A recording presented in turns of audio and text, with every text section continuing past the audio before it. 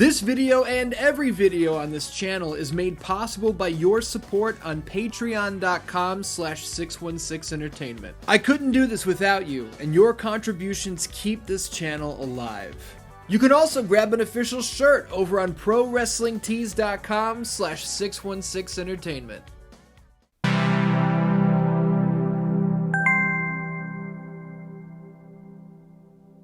These guys move so slow until they don't. And you don't want to be next to them when they don't move slow, okay? Yeah. Come on, guys. What? Who wants some?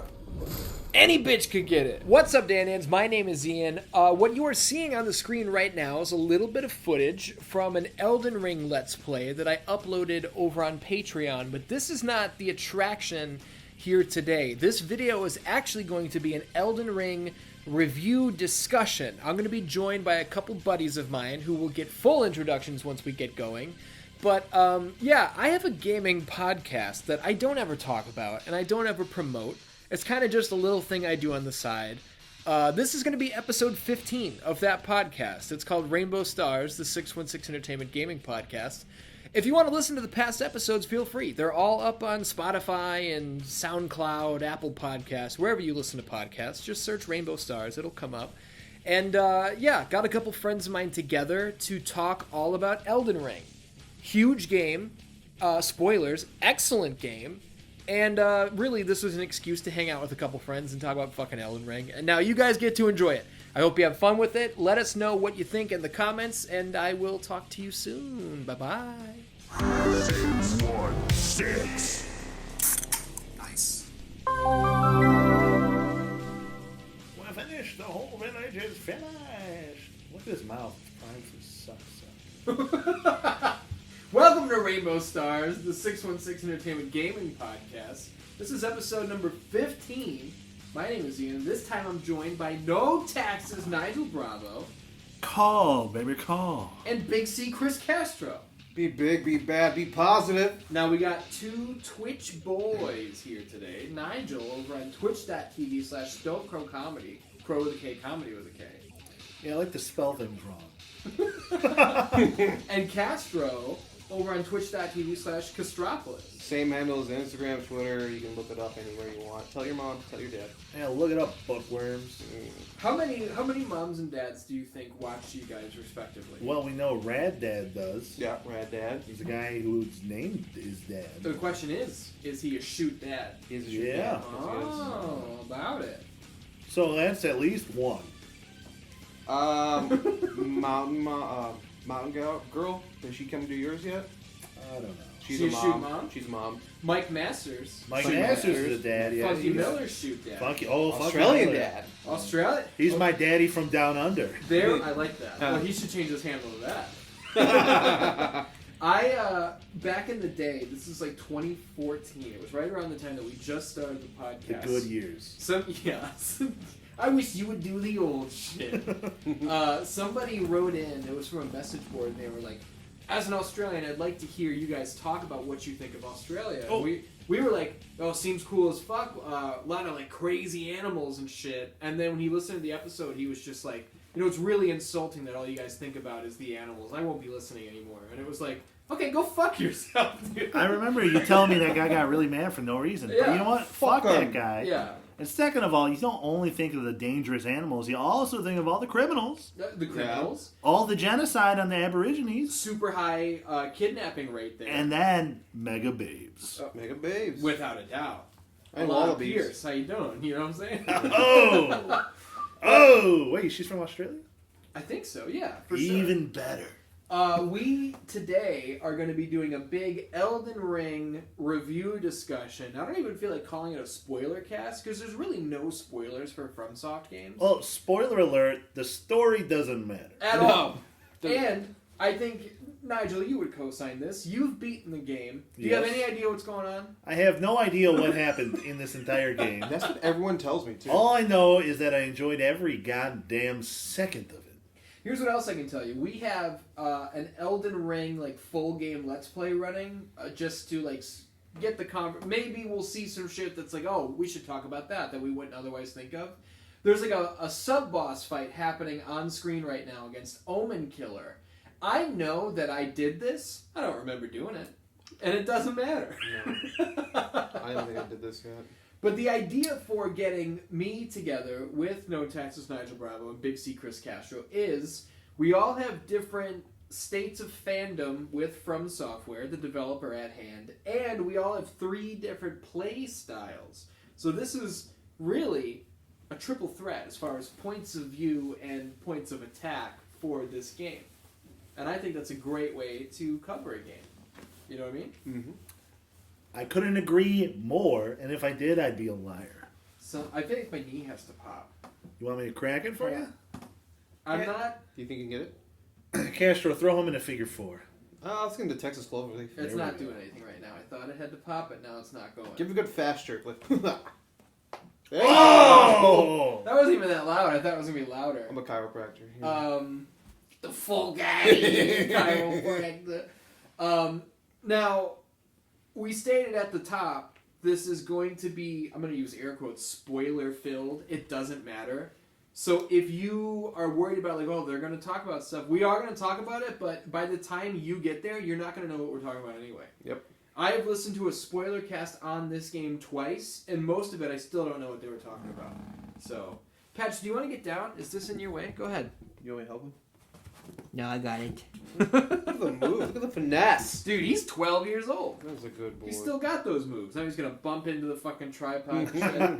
But well, we got Dan questions we're going to take. We got write-ins. We got all sorts of stuff. But let's just open up the fucking floor. Let's talk Elden Ring. What do you boys want to talk about? All right, let's talk about the beginning, right? Yeah. Good place to start. When I heard Elden Ring was announced, Yeah. I was overcome with emotion because, one, I'm a big fan of the Song of Ice and Fire books, and I've been waiting for...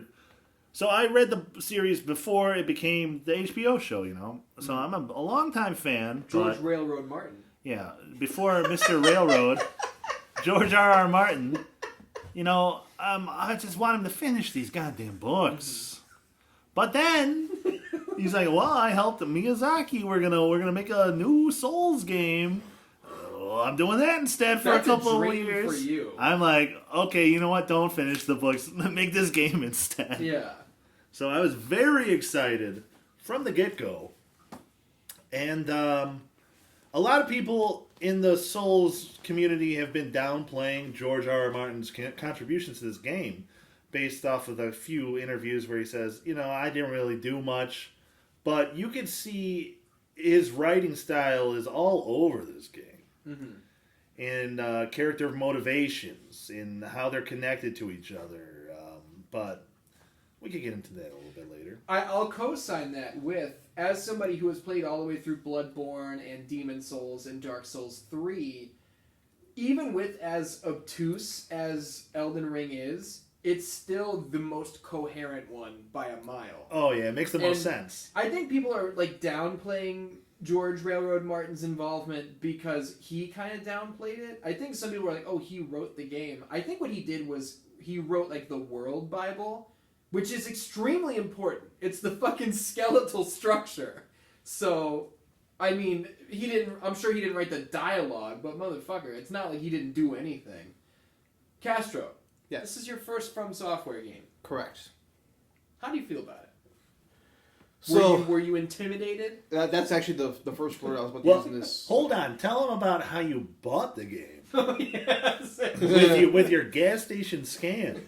Okay, for everybody around the world, around the country, I'm pretty sure these are somewhat like nationwide. But we have a gas station. Predominantly, it's Speedway in the area. It's either Speedway or fucking 7-Eleven. So there's a Speedway down the street from my house, or my apartment, I should say. Back in the day, there was a Speedway down the street from my old house where I used to live. So I went to Speedway a lot. Now, like a lot of gas stations, they have reward point program cards that, you know, you just scan every time you buy something and you get gas. I'm a stickler. I never use these points ever. Once in a while, like, I'll spare 1,000 points.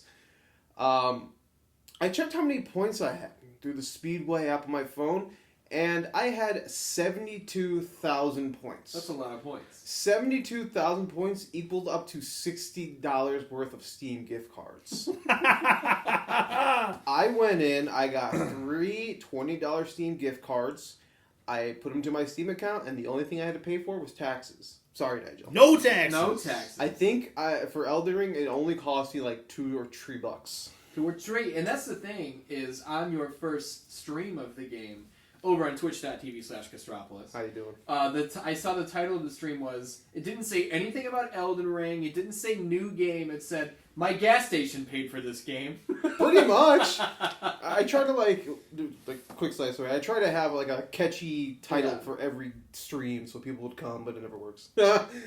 But I always call it a classic ring situation. Because, I mean, what is this game but a classic ring situation? See, what the fuck were you playing the other day? Maybe it was last night, and it was like, classic alien basement situation or something. Oh, yeah, there's a lot of classic situations.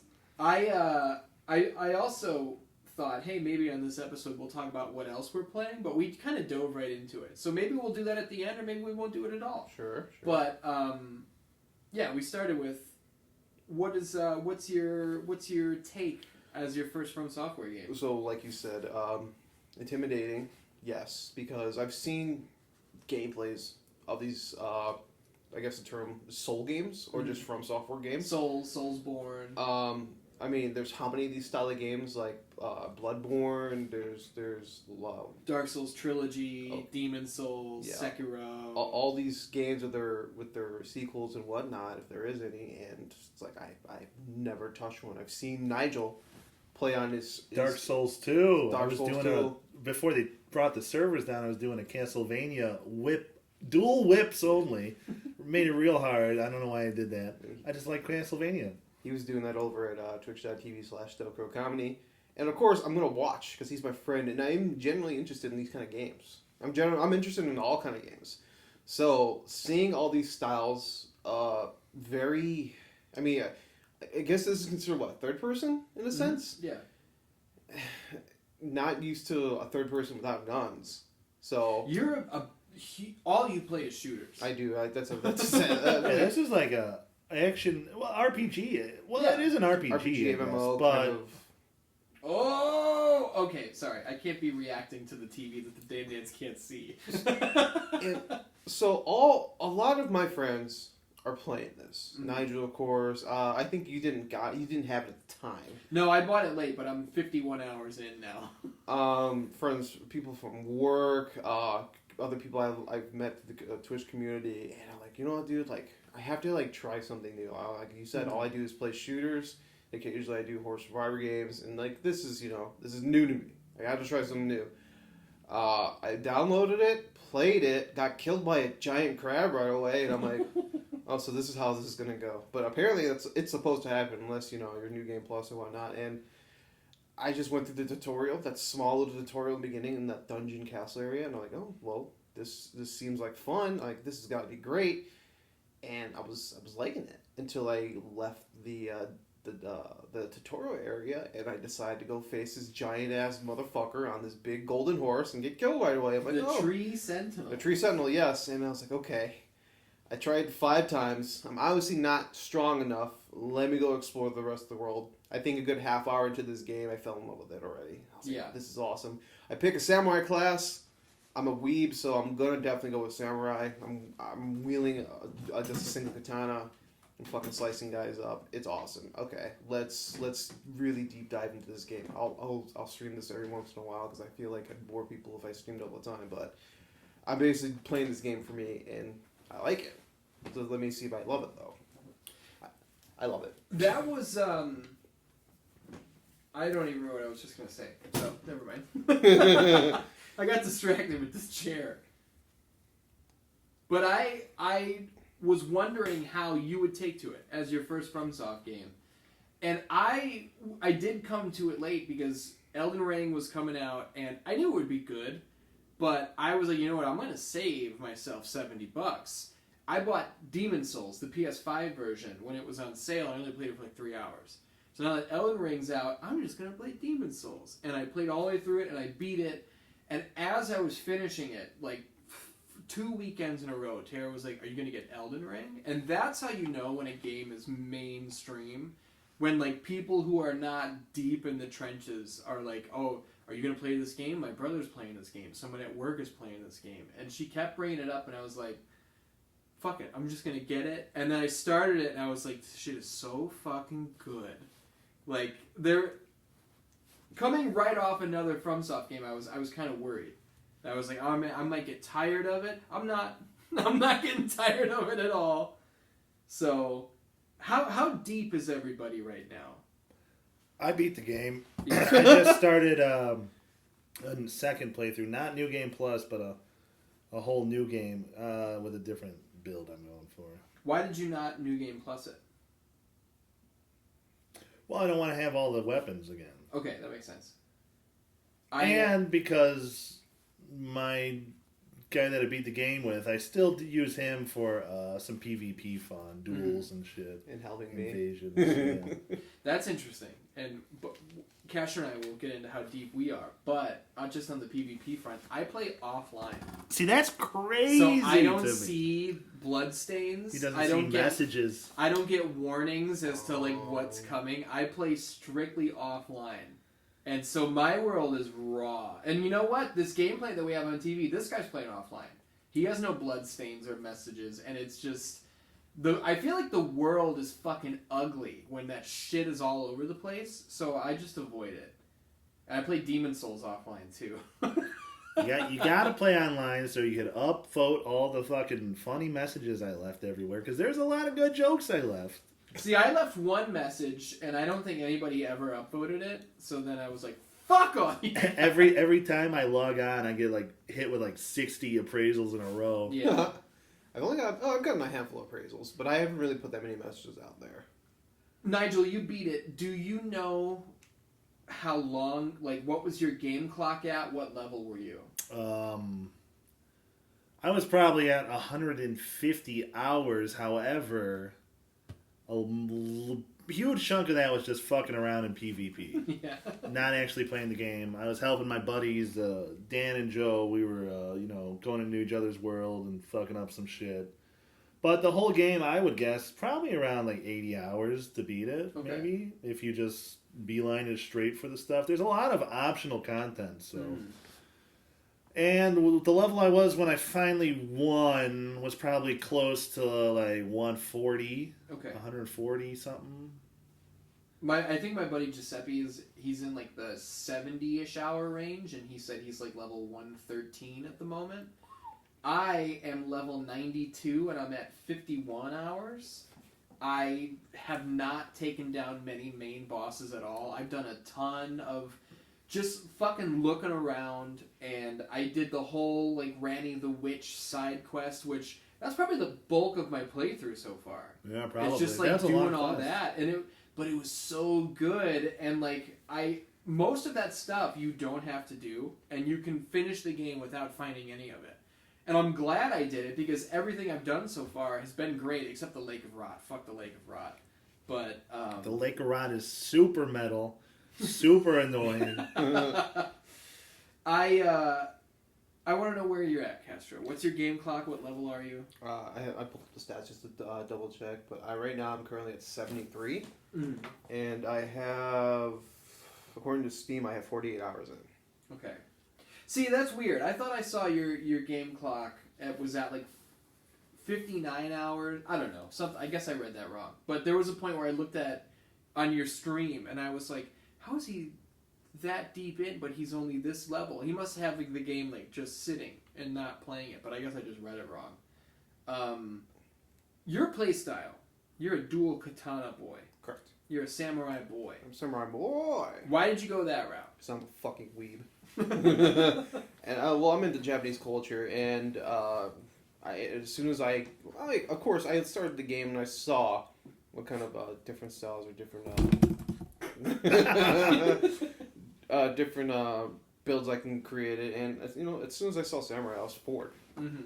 And you start with one of the people say you start with one of the best like base weapons in the game, which is like the Uji katana. Dude, you were doing so much damage at the beginning there because of the katana. Yeah, and it's got its special ability, the unsheath, it's strong.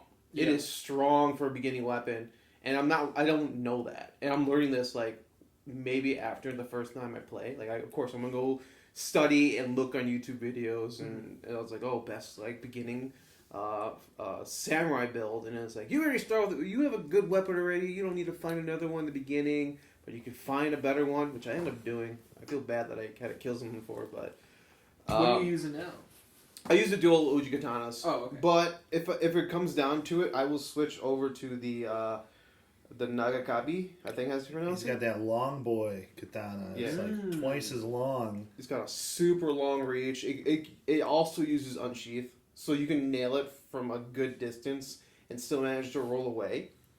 So it really helps for those really frustrating bosses at the beginning. So being a dual katana boy, do you don't use a shield at all? I don't use a shield. That is insane. I use a lot of rolls. I also have what's that Asher War, Nigel? You do the basically the Akuma sidestep. You just disappear. Oh, Bloodhound step. Bloodhound step. I found the Bloodhound step and I It's a used pretty that. good one. Instant transmission. Yeah. Mhm. What Pretty the much. fuck is blood? Because the weapon I use, I do have a shield, but Well, I it was use one of those Bloodhound Knights dropped it, right? Like those dog-like, long, fucking, fast-moving motherfuckers. my weapon. It was like in armor, right? A I dog don't guy in know. armor, I think, drops that weapon. For He might have. That's the thing is I have a bad memory. But I started with, and you were talking about switching weapons. I definitely did because I started with just a broadsword, and then I used an Art of War, turned it into a blood broadsword, to where like my fucking L2 move did major damage, but it like hurts me a little bit. But it was worth it for how much damage it did. But then my buddy Giuseppe, who I've brought up like twice now, he texted me a photo of like his stats, and he was using this thing called the Bloodhound's Fang. It's a great sword, which is way slower than my Blood Broadsword was. But at a +9, my Blood Broadsword was doing like 150 damage. And he sent me his fucking Bloodhound Fang, and it was doing like 356 plus 180. And I was like, what the fuck? Plus, you get the blood loss that when that procs, it takes like 10% of their health bar, no matter how big their health is. And that's the first time, this is the first time I've ever, in a Souls game, used one weapon for a long time and then made a major switch. Going from such a fast Well, sword hold over on, to a hold great on. sword. Let me interrupt you. Sure. You have not used this weapon for a long time. Trust me, wait until you change your build 80 hours in completely. See, I don't want to do that. Because you find something where you're like, oh, fuck, this is so cool, I want to Yeah. use this. That's what I heard on the Spoilercast that I listened to, is like, people will be super deep in the game, and then they'll pick up some weapon and be like, oh, I gotta put 18 points into my fucking intuition or whatever. Intelligence, that's what it is. And I'm like, I can't see myself doing that. Like, I think I'm pretty married to the weapon I have, because my build is very dexterity heavy, and the Bloodhound's Fang has like a B for dexterity scaling. So that's kind of what has made me do all of this. But also, the TV that we have this full playthrough playing, wherever this guy is, it's fairly early. I've never been in here. Yeah, I've never seen this yet. One of the worst fights ever is when you have to fight 3 of these crystal motherfuckers The at once. Crystallians. They're like these Dude, tall 3. fucking... Well, there's 3 of them that deal rot damage with every hit. Dude. One of them's a mage. One of them throws fucking destructo discs, and the other one's got a spear. And it's 3 of them, and you're in this tiny ass cave, and that might be the worst boss fight in the game. I just did the one where it's 2 of them. That was a fucking pain in the ass. See, I've never seen this enemy ever. And that's what's so fucking crazy about this game, is everybody's going to tell you how big Elden Ring is, and like there's so much to see. It's so much bigger than I thought it would be. That's what she said. Sometimes. Sometimes she says that. Yeah, man. Speaking of how big we didn't get into Nigel's build. And then we'll talk about how big the game is. Okay, so I started with a confessor Me too. because I'm it a looked confessor. it looked badass, you know. And I thought, well, maybe I'll try some magic. Now in the Souls games, magic has sucked, but Except Demon Souls, where it's Yeah. OP as fuck. but that was so long ago, you know. Yeah. So I'm like, I'll try out a little bit of incantations, faith-based magic. So I went with the confessor, and I just started with like a regular broadsword or something, right? Mhm.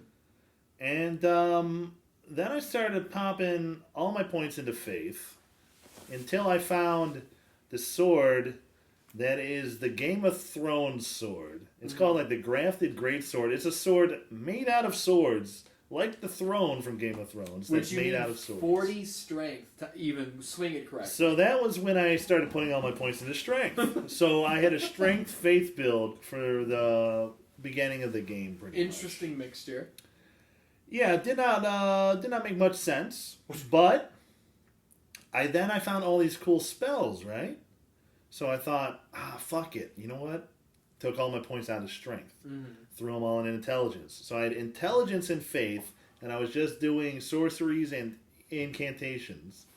Until I found my new favorite weapons. Well, I found the Blasphemous Blade, which I love the video game Blasphemous, and the sword, the Mea Culpa, from that game is in Elden Ring. Blasphemous, the game that you played over on twitch.tv/StillCroComedy. Yeah, I beat that game without ever learning how to block. No joke. It was the last boss when I realized there was a block button. I was just dodging my way through the whole game. But, you know what? I don't block. I also don't use a shield in Elden Ring. I'm the only shield boy here. Never use a shield. I don't block. I don't parry. But, so I was a glass cannon.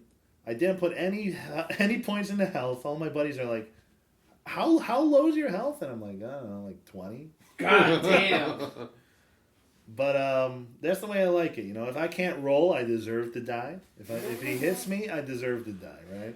I'm a shield guy, and when I do it less now because the Bloodhound Fang is, as a greatsword, it's way slower.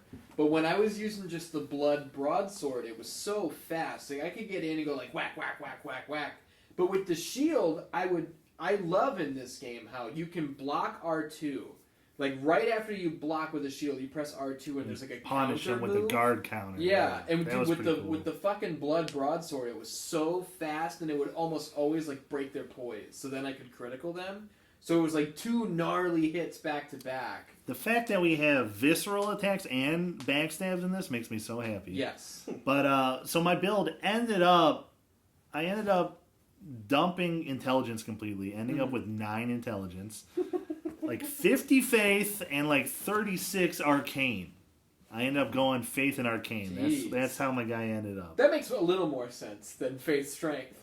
Yeah. Well, faith strength was a weird phase, but I wanted to use that Game of Thrones sword because George R.R. Martin's my boy.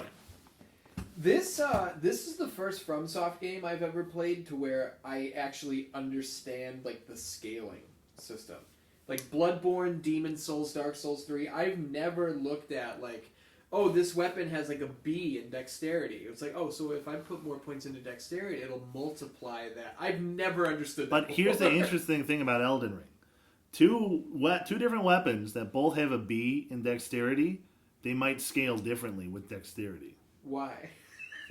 I don't know. But that's the thing. So check the other weapons, Yeah. Even if you're like, well, this is a B2, I'll just keep with what I'm doing. The other one might do way more damage. It might be a better weapon, I do love the Bloodhound's Fang that I'm using, but I would like to try something else. And I guess I just need to find something that's as good. I googled like best dex weapons in Elden Ring, and like the 2 that are surrounding mine. I guess mine's like the second best dex scaler.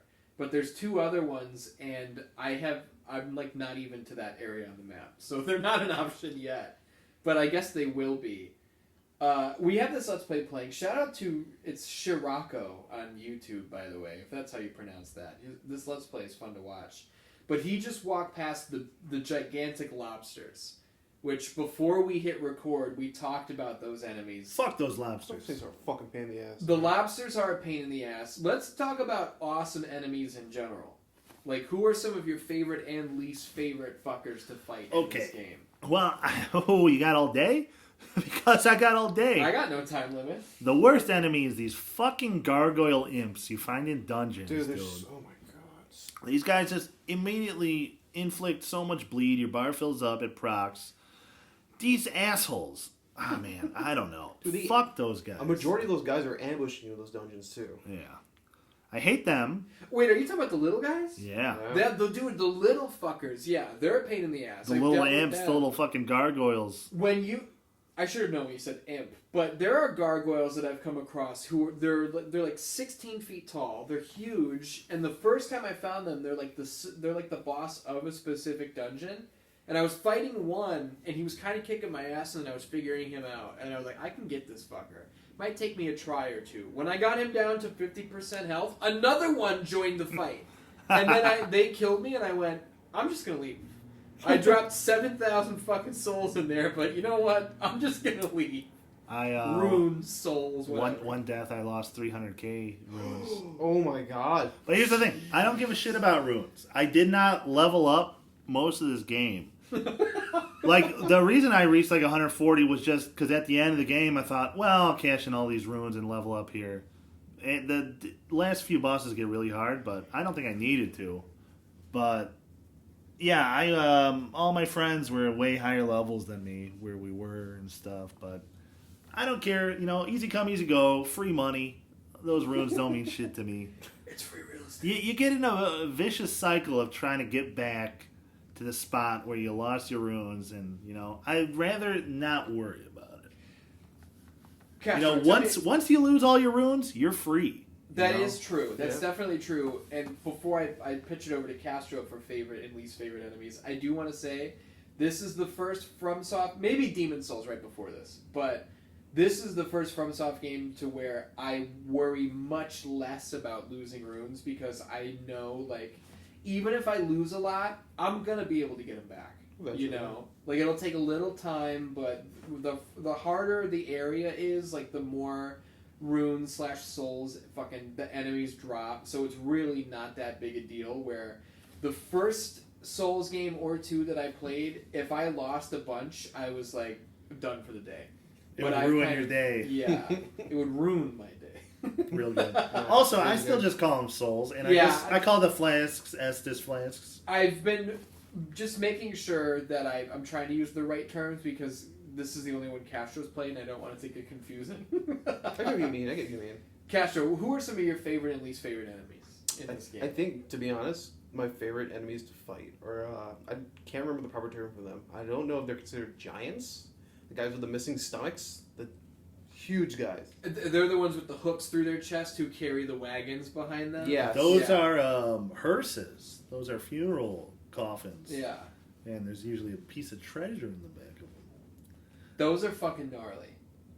I love facing those guys for some reason. It makes me feel like I'm legit playing like an old-timey game like that. Sometimes it's like this is like a Borderline Attack on Titan game. In a sense, yeah. I actually did thinking about that once. I'm fighting a fucking Titan Someone right now. call Willem Dafoe. Those are absolutely my favorite. They're slow. Mm-hmm. They're aesthetically they're fucking awesome looking. They're a giant with basically a deteriorating stomach, and you find them. I remember I found one in a castle, hung upside down, dead. Which I'm like, were they eating this thing? Well, Godric the Grafted, I think, stole one of his arms and fused it to his gross fucking body. That's the thing is like with the lore, nothing is really spelled out for you. But if you talk to some of the NPCs, they'll say shit cryptically, but they do explain what a lot of this is and like what a lot of what you're seeing is. You just don't realize it until you've killed all the people, and you're like, oh. And I will say, I think it's got to be George R.R. Martin influence. Is that like this game more than any of the other Souls games I've played? They're explaining a lot. Like fucking Gideon at the Round Table Keep. You can go talk to that guy, and it's like you can be like talk to about, and it's like every major boss. I've never played a Souls game where it was willing to give me so much background. But George R.R. Martin was probably just like, you got to tell them something. They have to know why they're supposed to kill these people. Which I think my least favorite thing to fight are those puppets that are in the hot air balloons. You know, Those fucking puppets with the 4 arms? Yes. Like the ones with the double bows that just, like, machine gun bow you? I mean, if you're not strong enough and you stick around and try to fight it, he'll hit you like 10 times and boom, you're dead. But if you try to run from it and you're still not even at a good distance from away, you're getting like 12 bows to your ass. Your ass! Also, those fucking ghost minotaurs in Sophria Riverwell that shoot those magic homing arrows that know where you're running. They don't go where you are. They know where you're going. Totally input reading, which is bullshit. Dude, that scared me for the first time when I came across those guys. Like, I'm like, We're talking what about the hell blue, is that? like celestial. Yeah, the Viking ghost, fucker the lookers. ghost minotaurs, Yeah. bull people, whatever. Dude, that was a huge moment for me with this game. Is like I was just fucking around, and I was just like walking around, going everywhere, and then I saw this like cement dome building, and I was like, "What the fuck is that?" And it's like Siafra, or however you say it, Riverwell, and I went in there, and I was like, "Oh, it's an elevator," and I stepped on the fucking thing, and it took me down, and then we kept going, and I was on this elevator for like a minute, and I was like, "How deep are we?" And then I get in there, and I walk out, and it's like. There's like a fucking sky. We're so far underground that it has like this fucking celestial looking zone around it. It's like its own underworld. It was incredible. And I was like, immediately I went and I fought one fucker. And I was like, oh, I don't belong down here yet. I'm not supposed to be here. Well, there's some spots that are like, easier. Yeah. But it was, I left for a while and I didn't end up coming back until I ran into like, I think it was either Ranny or Blythe, and they were like, oh, you got to go down there. And I was like, oh, I wasn't supposed to find that until now. That was like 15 hours ago. I went there when I was like level 20. Yeah. And I was getting my ass whooped, but I made it through it. And then I had to go back and find that fucking wolf guy. Blythe. Yeah. Yeah. He fucking... And we said there's no spoilers, but I did... Let's talk about Randy's witch quest real quick. I don't think Castro's done it yet. I'm just getting there. I just found her tower. Do you give a shit if we talk about it or spoil it? You know what? You probably shouldn't, because Nigel's experience and mine are totally different. So who knows what's going to happen to you? Okay. It could be a third option. Fair enough. But I'm just going to go straight to the end. I did, and I don't know what I was supposed to do, so I literally just Googled the steps, like, go over here. Okay, go talk to that guy here. Dude, sometimes you have to. Because otherwise I wouldn't have known what to do. I went through this game without looking up anything, I spent so many hours lost out of my mind. But I wanted that. I specifically did not look it up, because how rare it is that first playthrough in a Souls game, before everyone fills the Wikipedia pages up with every bit of info, before you know how every single thing works, you get a new spell and you're like, ooh, what is this? Or you find a new enemy and like, oh, I don't know what this is. It is amazing, I went through that whole quest line, and it I think I said this before we started recording, because we were just talking shit before the show. I think the majority of my 51 hours has been spent during, like, Randy the Witch's quest line. Just like, oh, go talk to her. Now you gotta go all the way across the fucking world, and there's gonna be a guy in a shack. Talk to him. And then it's like, okay, now go back, like, where you started, but there's a little cave off to the side, and it's like, who the fuck figured this out? And I keep mentioning the Spoilercast that I listened to. At the time that they recorded that, which was like a month and a half ago, the one guy who was like, he's like in the fucking like experts of Souls games, he was talking about there's somebody's quest. Maybe it's like Nefeli's quest. It's like nobody knows yet, like how to finish it. Nobody knows? Yeah, and it was like, we know through data mining, like who we're supposed to talk to next, but we don't know how to make him talk toable. And it was like, shit, there's still so much more to learn. And also, during Shirako's Let's Play here, he's now fighting this big giant. I've never seen this guy before. I like these guys. Oh, yeah, dude. They got weak ankles, Ian. Very relatable. Oh, you know what? You're right. That is relatable. I fought one of these guys, but not here. So, I don't know where he is right now. This is, There's two of them! There's more than... There's another one shooting arrows at him, too. This is in the same castle as what's that guy's name? Here's a little tip for you guys. If you line these guys up, the arrow guy will shoot at these guys, and then you could get a crit when they fall down. You stab him right in the gooch? You put him in the No, eye, you gotta right? hit him in the stomach, I think. No, it's in the eye, I think. Well, maybe it is I stomach. think Never it's mind. the stomach. He was face down. I learned that accidentally You'll see. coming to this area. Look at his heart. That's Oh, what it I is. see. Oh, He's yeah. kind of like posted up, so you can Yeah. stab him right in the gimmick. There you go. How about it? Oh, the damage ski on that. All right. Very Jason and the Argonauts. I love it. Oh, yeah. Amazing Ray animation. Harryhausen action. Amazing animation of Jason and the Argonauts. You know who I fucking hate, like, enemy-wise, is, I don't even know what to call him because I haven't seen one up close, but there was, like a path to walk through. There was some sort of fucking wizard or magician up on a fucking deal, and he was just sending these, like, shard spells after me. I could get 500 yards away, they would still find me. So, like, I don't know how to get up and fight that fucker. Maybe I'm just gonna have to get on the horse and, like, zigzag. Is this by EG? No, it wasn't. Maybe it was. I don't fucking know. Probably. But, dude, EG is fucking... Let's talk about some of the NPCs. EG, the blacksmith crafter, is so dope.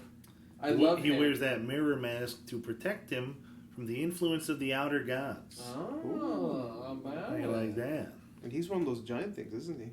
Man, I don't know what the fuck he is, but... He's big. He totally betrayed Blade. See, now, in my game, that didn't happen. So explain what you're talking about. So, he told me that Blade went crazy and that I have to put him down. Blade is Ronnie's, like, shadow. Yeah, he's the big wolf guy. Yeah. Oh, there he is. Yeah, that guy. It's Guts. He, from the anime.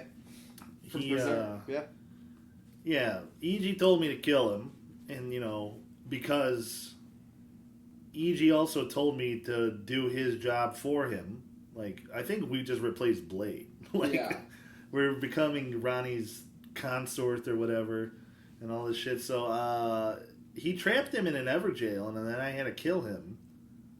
And, Okay, see, when I played through it, I didn't have this conversation. So I just knew that there was a place that I had to go and there was a thing I had to get. And when I went in there, like a red phantom version of fucking Blade, whatever his fucking name is, was in there and I had to fight him. And I was like, okay, but I don't think that's him. That wasn't the real one, yeah. Yeah, but here's the thing. In my game, I killed that fucking incantation of him or whatever, that copy of him. The heel copy of him. I killed it, and then I finished the quest. And when I went back to Ranni's Rise or whatever, the fucking thing, I go out onto the steps, and Blythe is there, and he's on his hands and knees, and he's like, I can't betray her, blah blah blah. And then he went full heel, and I had to kill him. Nice. And it was the real him. It wasn't this copy. But I don't know why that happened. Well, because here's what I think. And the game's not going to tell me. So those little, what are they called? They're shadow something? I think she said, Ranny called it Baleful Blythe. There's going to be a copy of him down there. But I think the Two Fingers have them watch over, the gods, or demigods, or Empyreans. Well, we can... Who the fuck knows? Yeah, see, I don't know what any of this means. So the Two Fingers have Blade watching over Ranny to try to make her go with the Divine Order, or the Golden Order, or whatever. But she went against it, and so, Blade's loyal to her, though. Mm-hmm. So he has to fight against the Golden Order telling him, stop her from going against us. So I was onto something when it was he kind of... There's a bug in here. I caught him. Nice. That he kind of was corrupted. Because I didn't... Listening to what he said, just I can't betray her and blah, blah, blah, blah, blah. I was I didn't want to kill him because I was I feel like someone's corrupting him. I don't feel like he wants to kill me. Yeah, I think it's so gnarly. I think it's the Two Fingers. Yeah. Fuck the Two Fingers, man. Yeah. 3 fingers for life. For life. Castro, here's what I'll tell you. If you wind up having to fight Blythe and you have to kill him, he is going to drop his full set of gear. So it is worth it. Yeah. But at the same time, for me, it wasn't because I was already wearing Radahn's gear, and Radahn's gear is way better than Blythe's. I never wore Blythe's gear. But Radahn, now I beat him before the patch, and he was very, very hard. Radahn? Yeah. I don't remember the Radahn fight at all. Did they nerf him? Yeah. Oh, he was that bad, huh? Yeah. You know what? I hope there's a way not that I don't have to kill how do you pronounce it? Blair? Well, here's the Randy thing. called him Blythe. I think it's Blade. It's BLAIDE. See, Blaidde. See, 2 D's in the Scottish use makes a V sound. Like Bove is spelled like Bodd. But who knows? I don't know. I don't know shit about languages. But he's a wolf man. Let's call him Wolfie. I just don't want to kill him because he's fucking guts from Berserk. Here's the thing. He's fucking awesome. Then the guy that made Berserk, isn't he dead? I think he died recently. Right? Yeah. So you might as well kill off his creations. Oh my goodness. So they can be together once again. Yeah, reunited. I don't think that works like that. Reunited, But I'm gonna and question it it, really. feels so good. I think it works like that depending on like which god you believe in. You know. Jeebus. Save me, Jeebus. Hold on, I have some notes of things that I wanted to hit on, and I'm going to consult that list now. Hold on, though. Let me ask Shoot, go Castro what his favorite boss fight has been so far. Because Souls games are all about the boss fights. Are we talking them like even the dungeon bosses? Yeah, mini bosses, sure. Yeah. What has been the boss fight where you're like, oh hell yeah, or you're like, holy fuck, what is happening? I just did one. I was like, this was fucking awesome. Oh shoot! It was before I met you guys up the artists thing this past Saturday. Nice. Who did I just fucking face? What'd they look like? I can't remember. Because I'm not going to remember a What single was their name. name? I can't remember that either. What location was it? I can't remember. Could you be a little less specific? if I went to, oh no, it was what's the area with all the magic, with all the glintstone? The Academy? I think it was after the academy. It's Carrion where all the Manor? fucking big ass hands are. I Yeah, believe. Carrion Manor. Carrion Manor, yeah. Yeah, it was. Oh, Loretta. The The one- knight on the horse, right? I think was The it bitch with the magic. It was in that. Oh, shoot! It was. There's like water on the ground. There's one on the ground. There's Courtyard. chairs around this In the pond. circle, yeah. Yeah. Yes, I just did That that, was and I was Loretta. like, that was fucking badass. Also, that underworld. What's it called? Siafra? I forgot how I got in this. I think I just found The one of those The elevators. fucking elk. Did you fight the elk I don't think I fought with that. the amazing music? No, I fought this fucking big fucker. You know how on some of the loading screens you see like parts of the map? Yeah. It's the one where it's the giant like fucking, I don't know. It looks like a nun and she's dead and sitting in the chair. It's like she's like she's like a skeleton. Shoot, I don't even know if you guys, maybe you guys I didn't don't even think I cross saw this. whoever this is. But it, like a big old, I don't know what the fuck. I think it was a dragon that came out. I had to fight this freaking dragon. Was it Dragonkin Warrior? It's like Oh, a dragon yeah. mixed with a human, kind of. I think so. Did it have like lightning attacks? I think yes. Yeah. It- That was an awesome it- fight and an awesome creature design. Dragonkin Warrior is dope. It's next to a bunch of like waterfalls. Yes, As the waterfalls yes. go down, you can look up to this castle. Wait until you have to fight the Dragonkin warrior in the Lake of Rot. See, that, Did- I Did you think- run past that? I saw He's I saw optional. something in the distance in the Lake of Rot. If But you, I like, hated went- the Lake of Rot. If so you went like much. to the left area, Yeah. you fight one of those over there. The area I came in, I recognized it because of one of the loading screens in this game. And I looked at this giant, like I said, this giant skeleton, nun-looking thing. I'm like, oh, that's the loading screen. And next thing I know, I just see this big old red bar hit the bottom. I'm like, oh Yeah. no, this is a boss area. You know, like That's- the big dead dudes in the chairs in the underground city. Yep. Yeah, I left one of the first messages that said, what did I say? Like, old lover ahead, like right on cliff looking at it. And then, like, that one got, like, I don't know, like 2,000 upvotes or something. Nice. And then I come back later, and motherfuckers 2 feet from my Stole message copied it exactly the same. These motherfuckers. Stealing my upvotes. Because every time your message gets appraised, you get free health. I noticed Oh, that. fuck. Yeah. I didn't know that. That's another cool thing about playing online. See, You can be in the middle of a boss Also, battle. you can't get invaded in this one unless you summon Like the someone finger for curl deal unless you or summon someone for co-op. So walking around, you're not going to get invaded. Oh, I got invaded in Demon Souls, and I think twice, and that's when I just shut the online off. I was like, Yeah, "Fuck they this." changed it around here where you're not going to get ganked by invaders I like that. unless you're doing co-op. But then you got the 2-on-1 advantage. I was gonna say something. Oh, when Nigel brought up the big fucking bowl thing, and you're like, I don't know if I fought it. Here's the deal. It's down in Siofra or Siofra or whatever the fuck. The elevator. Like, you take the elevator down, there's, like, the first fucking bonfire, site of grace or whatever. If you go straight forward, there's, like, a big, open, like, stone castle deal, and there's, like, a dead, rotting bull. And you can't really interact It's with like it. a deer, I think. Bull, yeah, you're right, deer. Deer. It looks like a bull, but when it comes to life, you can see it's like a moose deer thing. Moose. It only will come to life if you explore all of Siofra and light these torches.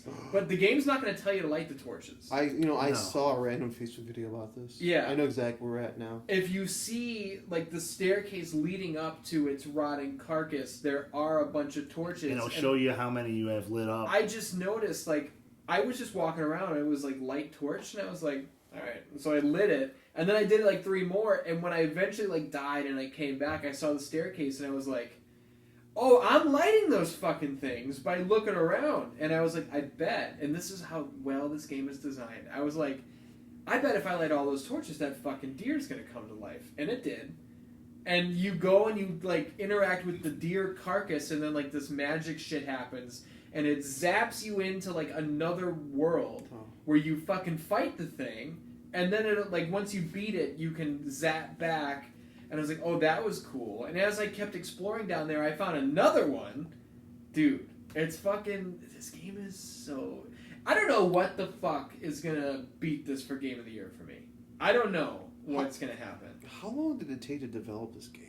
They've been working on that this. long. No, they've been working on it for a long time. Really? They Started started... with Sekiro. They started Sekiro a couple of years into development on this. Oh. And Sekiro came out and, like, won a million Game of the Year awards. Meanwhile, it was their side project while they were working on Elden Ring. So, real quick, I gotta go be a piss boy. Be a piss boy. You guys sing the song while I'm away. Piss boy, Piss boy. Gotta take a piss boy. Hope that I don't miss boy. All this pissing brings me joy. Hear the full song on twitch.tv/StoCrowComedy. Something I wanted to, like, backtrack on. I started building up my faith, I believe. My faith. Okay. Because one of the things I learned about the Samurai Dex build is you kind of want to take advantage of long distance. Uh-huh. So you start off with a longbow automatically. And then I realized how OP magic was. Mm. Just a normal glintstone bullet thing. I forgot what it's actually properly called. I got myself a good staff, and now I'm using that. It's been doing more damage than my arrows and everything. But the thing is, the arrows, they do a long distance. Doo-doo. They do. That booty smell like doo-doo dough. But I'm starting to use for long distance, or somewhat long distance, even medium range. I'm starting to use more magic. Here's what's interesting about that is I don't know what the fuck it is. It looks like a goddamn, like, 2-prong keychain or some shit. Okay. But it was the thing that allowed me to use magic at all, and the only thing I learned how to do was throw a fireball. Oh, so I think that's for you, like, so you can also summon the ashes of, like, past things you defeated. Like, you can also, like, you see how he's been summoning, like, bringing up ghost wolves. Yeah. To help him. That's what you can use those for. No, it's not the summon bell. It was a weapon I had in my left hand that allowed me to throw a fireball. Yeah, what am I thinking about? Yeah, so that helps with your incantations, I believe. Whatever it is.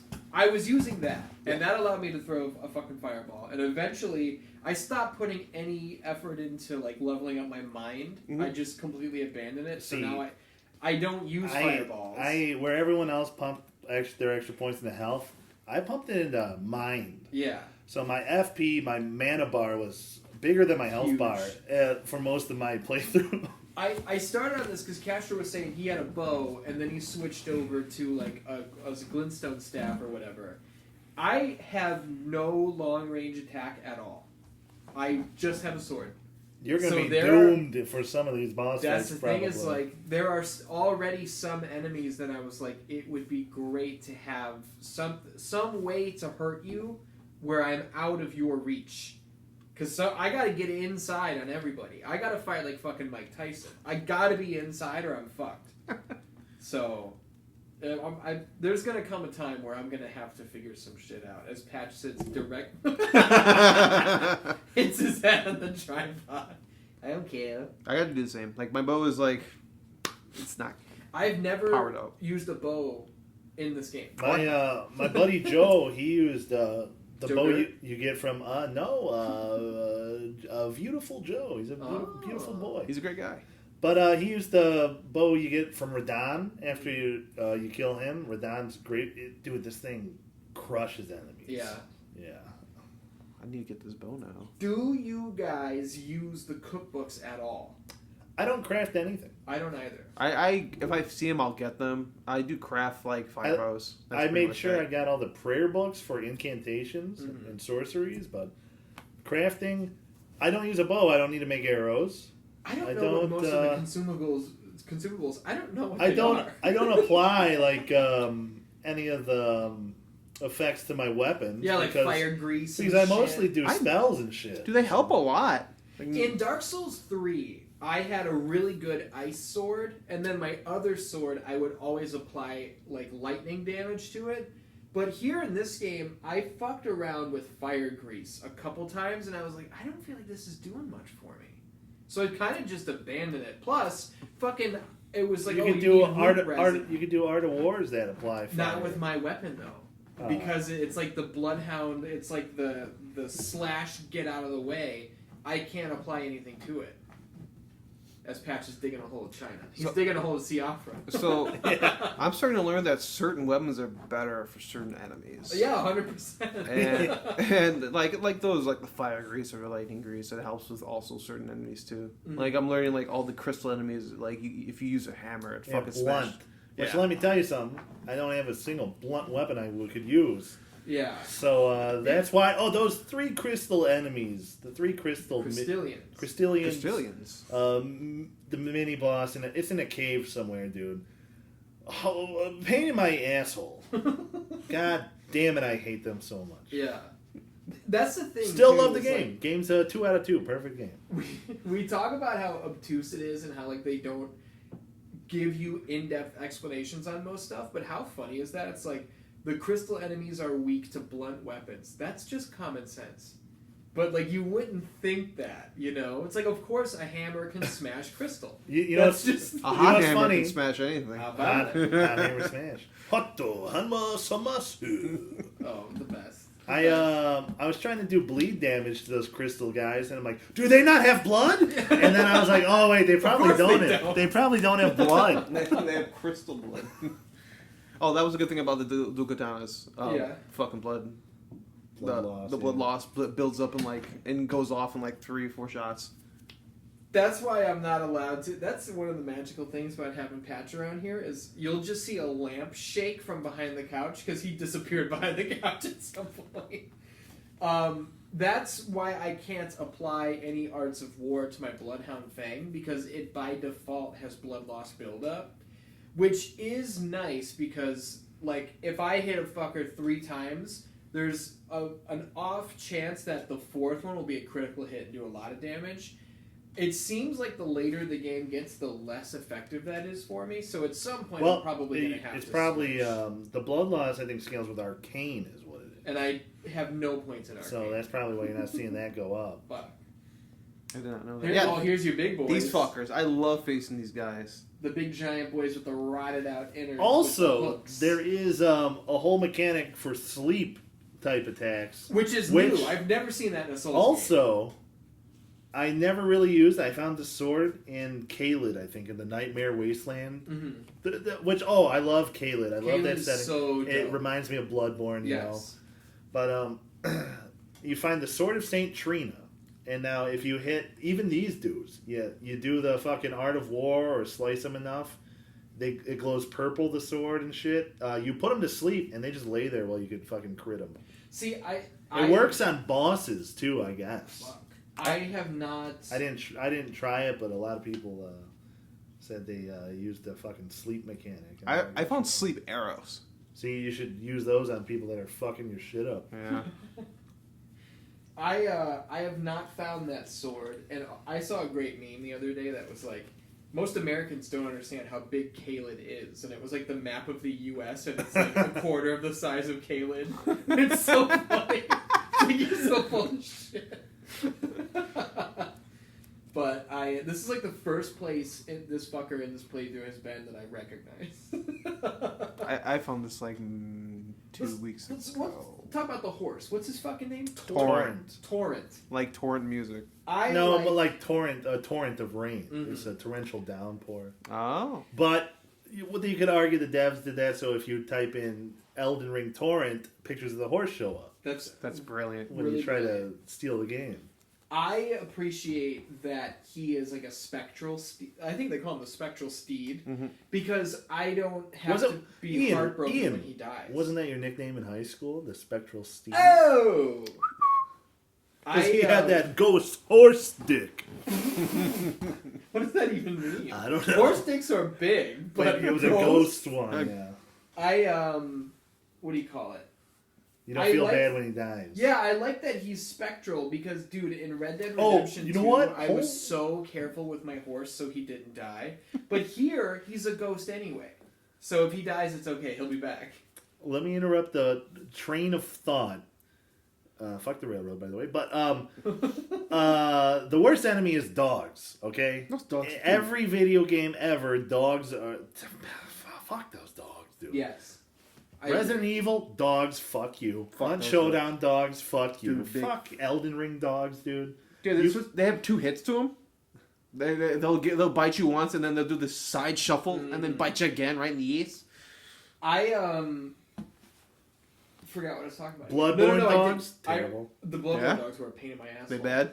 Oh, yeah. Play Bloodborne. You will love Bloodborne. Play it? Yes. Oh, yeah. Dude, Bloodborne has a thing. I think there's a weapon in this. No, it's not a weapon.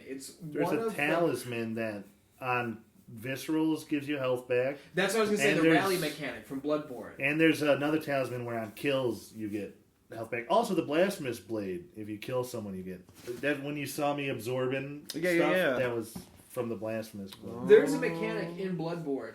I'm explaining this to Castro now because he hasn't played Bloodborne. Where when you take damage, like all the damage that you took, it'll turn your bar yellow. It's like a that shadow section. bar. But it'll stay that way for like 3 seconds, and all the damage you do in that 3 seconds will give you back sections of what you've lost. Oh, okay. I love that mechanic, and I wish Elden Ring had that, and I guess it does with that talisman/weapon, but... Bloodborne really made you more aggressive. Yeah, that was like the whole thing. It was like you play less defensive and just go in and get fuckers. I feel like you gotta be passive in this game a lot of times. You gotta be careful. Like, you gotta be strategic. Yeah. This was a great area. This area is beautiful. I actually was streaming during this area, and I turned on the Harry Potter music. Yeah. My stream. This is very Bloodborne. Yeah, I thought this was Hogwarts. The Souls games are very like medieval and shit with like knights and stuff. Bloodborne is much more like gothic, cosmic like horror, Lovecraftian. And this area here reminded me a lot of that. But now I'm doing the thing again where I'm referencing the TV that the Danvans can't see. We're in the Raya Lucaria Academy. Yes. Dude, these guys. The guys. Burger King sorcerers? Yeah, that's exactly what they are. They killed me with a fucking book. I got so damn mad when that happened. You got bitch slapped with a book, dude. This guy Einstein the fuck out of me. I was so pissed. Yeah, these guys have giant stone masks that look like the fucking king from Burger King. I wore one of these for a long time. And my buddy... Yeah, here's the puppet. I was livid at this spot when I saw this. I literally did what this guy did, and I just left. Like, fuck this. I'm not playing this right now. I wore the Burger King mask for a long time, and my buddy Giuseppe was just like, I can't believe you're wearing the Burger King deal. And I'm like, dude, it's the best helmet I've found. Hey, is it really? Yeah. Not anymore. It pumps up your intelligence, I think. That makes sense. I've replaced it now, but for a while it was the best thing I could find. Also, I don't know how I figured this shit out. You put on one of these Burger King helmets that's got crystals on the back of it. Yeah. And at one part, you have to do an emote where your guy like goes like this at his head, and then the crystals light up and the hidden door disappears. What? Yeah. Oh yeah, there's a lot of hidden doors. This is how I think I figured out because someone left a message that said I think one message said try emo, or I forget what the emo was called or something. Mm-hmm. But because of someone's hint, I figured it out, and I'm like, how the fuck would I ever figure that out? Yeah, you gotta tell us. I love, and again, I'm just putting over the how well this game is designed, and just, dude, there are so many games where there will be not even just a puzzle, but just whatever's in front of you, and you'll go like, oh, it should work if I do this and this, but it's not how the game wanted you to do it, so it won't work. In Elden Ring, if you come up with a solution, it'll work. And I'm thinking of, there was a dungeon in Mount Gelmir where I'm down there and I was like, I don't know what the fuck I'm supposed to do here. And I only got to where I was going because I thought I hit a dead end. And when I went back to the staircase, I noticed off to the left, I was like, it kind of looks like I can land on that You ledge. fall down on that So I ledge. went on the ledge and then there's a fucking extra door. But then I got to another dead end where like it was a staircase that led to like 100 yards of lava. And you and I gotta was ride like, the fucker? Exactly. I was like, there's no way for me to do that. But all the way down this dungeon, there are these wagons with spike wheels. It looks like something out of Gladiator. And I was like, that wagon is going deep into the lava. And I'm sitting there and I'm thinking like, there's a reason that thing is going all the way down there. And it's not just touching the lava and turning around. How do I get on this thing? And I couldn't find anything, but then I went around a wall and I saw a ladder. And I climbed up the ladder and I was like, it kind of looks like I can like get across the scaffolding. So then there's this like X-beam in the scaffolding of the ceiling. And I get into the middle of it and I was like, I wonder if the fucking wagon is... And the wagon went underneath me. I stepped off the scaffolding, landed on top of the wagon, and it brought me through all of the lava to the next area. And I was like, this fucking game is designed so well. There were no hints. No. It was just me going like, I bet if, but now if, how am I going to? And I figured it out. They put so much trust in the gamer. And it's... like it's a lot of mind puzzles. Yeah. It makes you think, but it's not too like overly complicated. It's just so good. Mount Gelmir was fucking sick. And in my notes, I wrote down like Mount Gelmir wagon lava because I wanted to talk about figuring that out on my own. I think I died so many times just trying to make the run before I realized there was that ladder and all that shit. And I'm like, holy fuck. Then I died so many times trying to jump off the guy. I died once trying to jump off the wagon. I didn't realize I could just jump in the lava behind where it was safe. Yeah, And I kept trying to jump to the little hidey hole alcove or whatever. And he kept turning around and... Yeah, because the wagon does like 3/4 of my health damage immediately if it even touched me. One shot me. So but I had no you probably health. got there earlier I had than no did. health as... That too. But, as we mentioned. Goddamn. Dude, talking about the game and watching this playthrough, I want to play so bad. Let's turn off the microphone and let's just play Elden Ring. It's so good, man. It's just so fucking good. What do you guys want to talk about? I'm probably gonna stream this tomorrow because Matt Nix is super interested in this game. I told him like I'll stream it tomorrow and I'll literally label it. My tag team partner wants to know what this game's about. He should. Yeah, he said regardless he's gonna get it, but I would like to talk about just the unique locations of this map and how they range from easy to difficult. Yes. And the first thing I found out, like the area you start off at, as soon as you leave like tutorial dungeon, if you go south, that is like the really easy part of the map. I call that Australia, like the little peninsula. The Weeping Peninsula. I'm trying to figure out like Australia. I call that Australia. Weeping Peninsula, I think is what it is. Yeah, and I'm learning like that is the real That's where that place. blind chick was and all that shit. Exactly. And that, I that think that's first where you castle. find the Siofra well. And No, that's in Mistwood Ruins. you're right. I'm confusing it. But I went there. But that's on the way to Australia. I went there super. I wouldn't say super late because I'm pretty sure I'm nowhere near finishing this game. But I went there maybe 2-3 weeks after I first started, and everything was just super easy. I feel like a lot of people didn't know that south part was even part of the map, you know? Yeah. Because you just naturally want to go north. Yeah, I started. Well, majority of the time, like I'll tell you this right now, the Majority of the time I spent in this game is just exploring. Mm-hmm. Like, I came by the Lake of Rot, and I got the fuck out of there real quick. I actually got teleported there on accident. Oh, let's talk about the fact that there are The no trap chests? There are no mimic chests, but there are trap chests Mm-hmm. which teleport you to. And if you open these early enough, which there's a couple that you get teleported to like a crystal cave with these cockroach motherfuckers. That oh my god, it's so hard. Okay, I didn't chime in on favorite and least favorite enemies because I wasn't sure I had an answer. Those cockroach drain spider looking motherfuckers who have these trident deals that shoot shards of shit that will. I was hiding behind a shack and the shards went around the shack to get me. That's bullshit. Dude, and here's the thing. I found that place on my own, and it was really hard to get through. I didn't find the chest that teleported me there until way later. And I was like, I'm leveled up now, boys. I came to get you. There's still a problem. Yeah, I Like, they can get you. pretty early on I went into that trap chest Uh-huh. because if I see a trap, I'm gonna go into it. Real quick, I heard Also, about... I was hitting every chest because I thought Because there's mimics. gonna be a mimic. Yeah.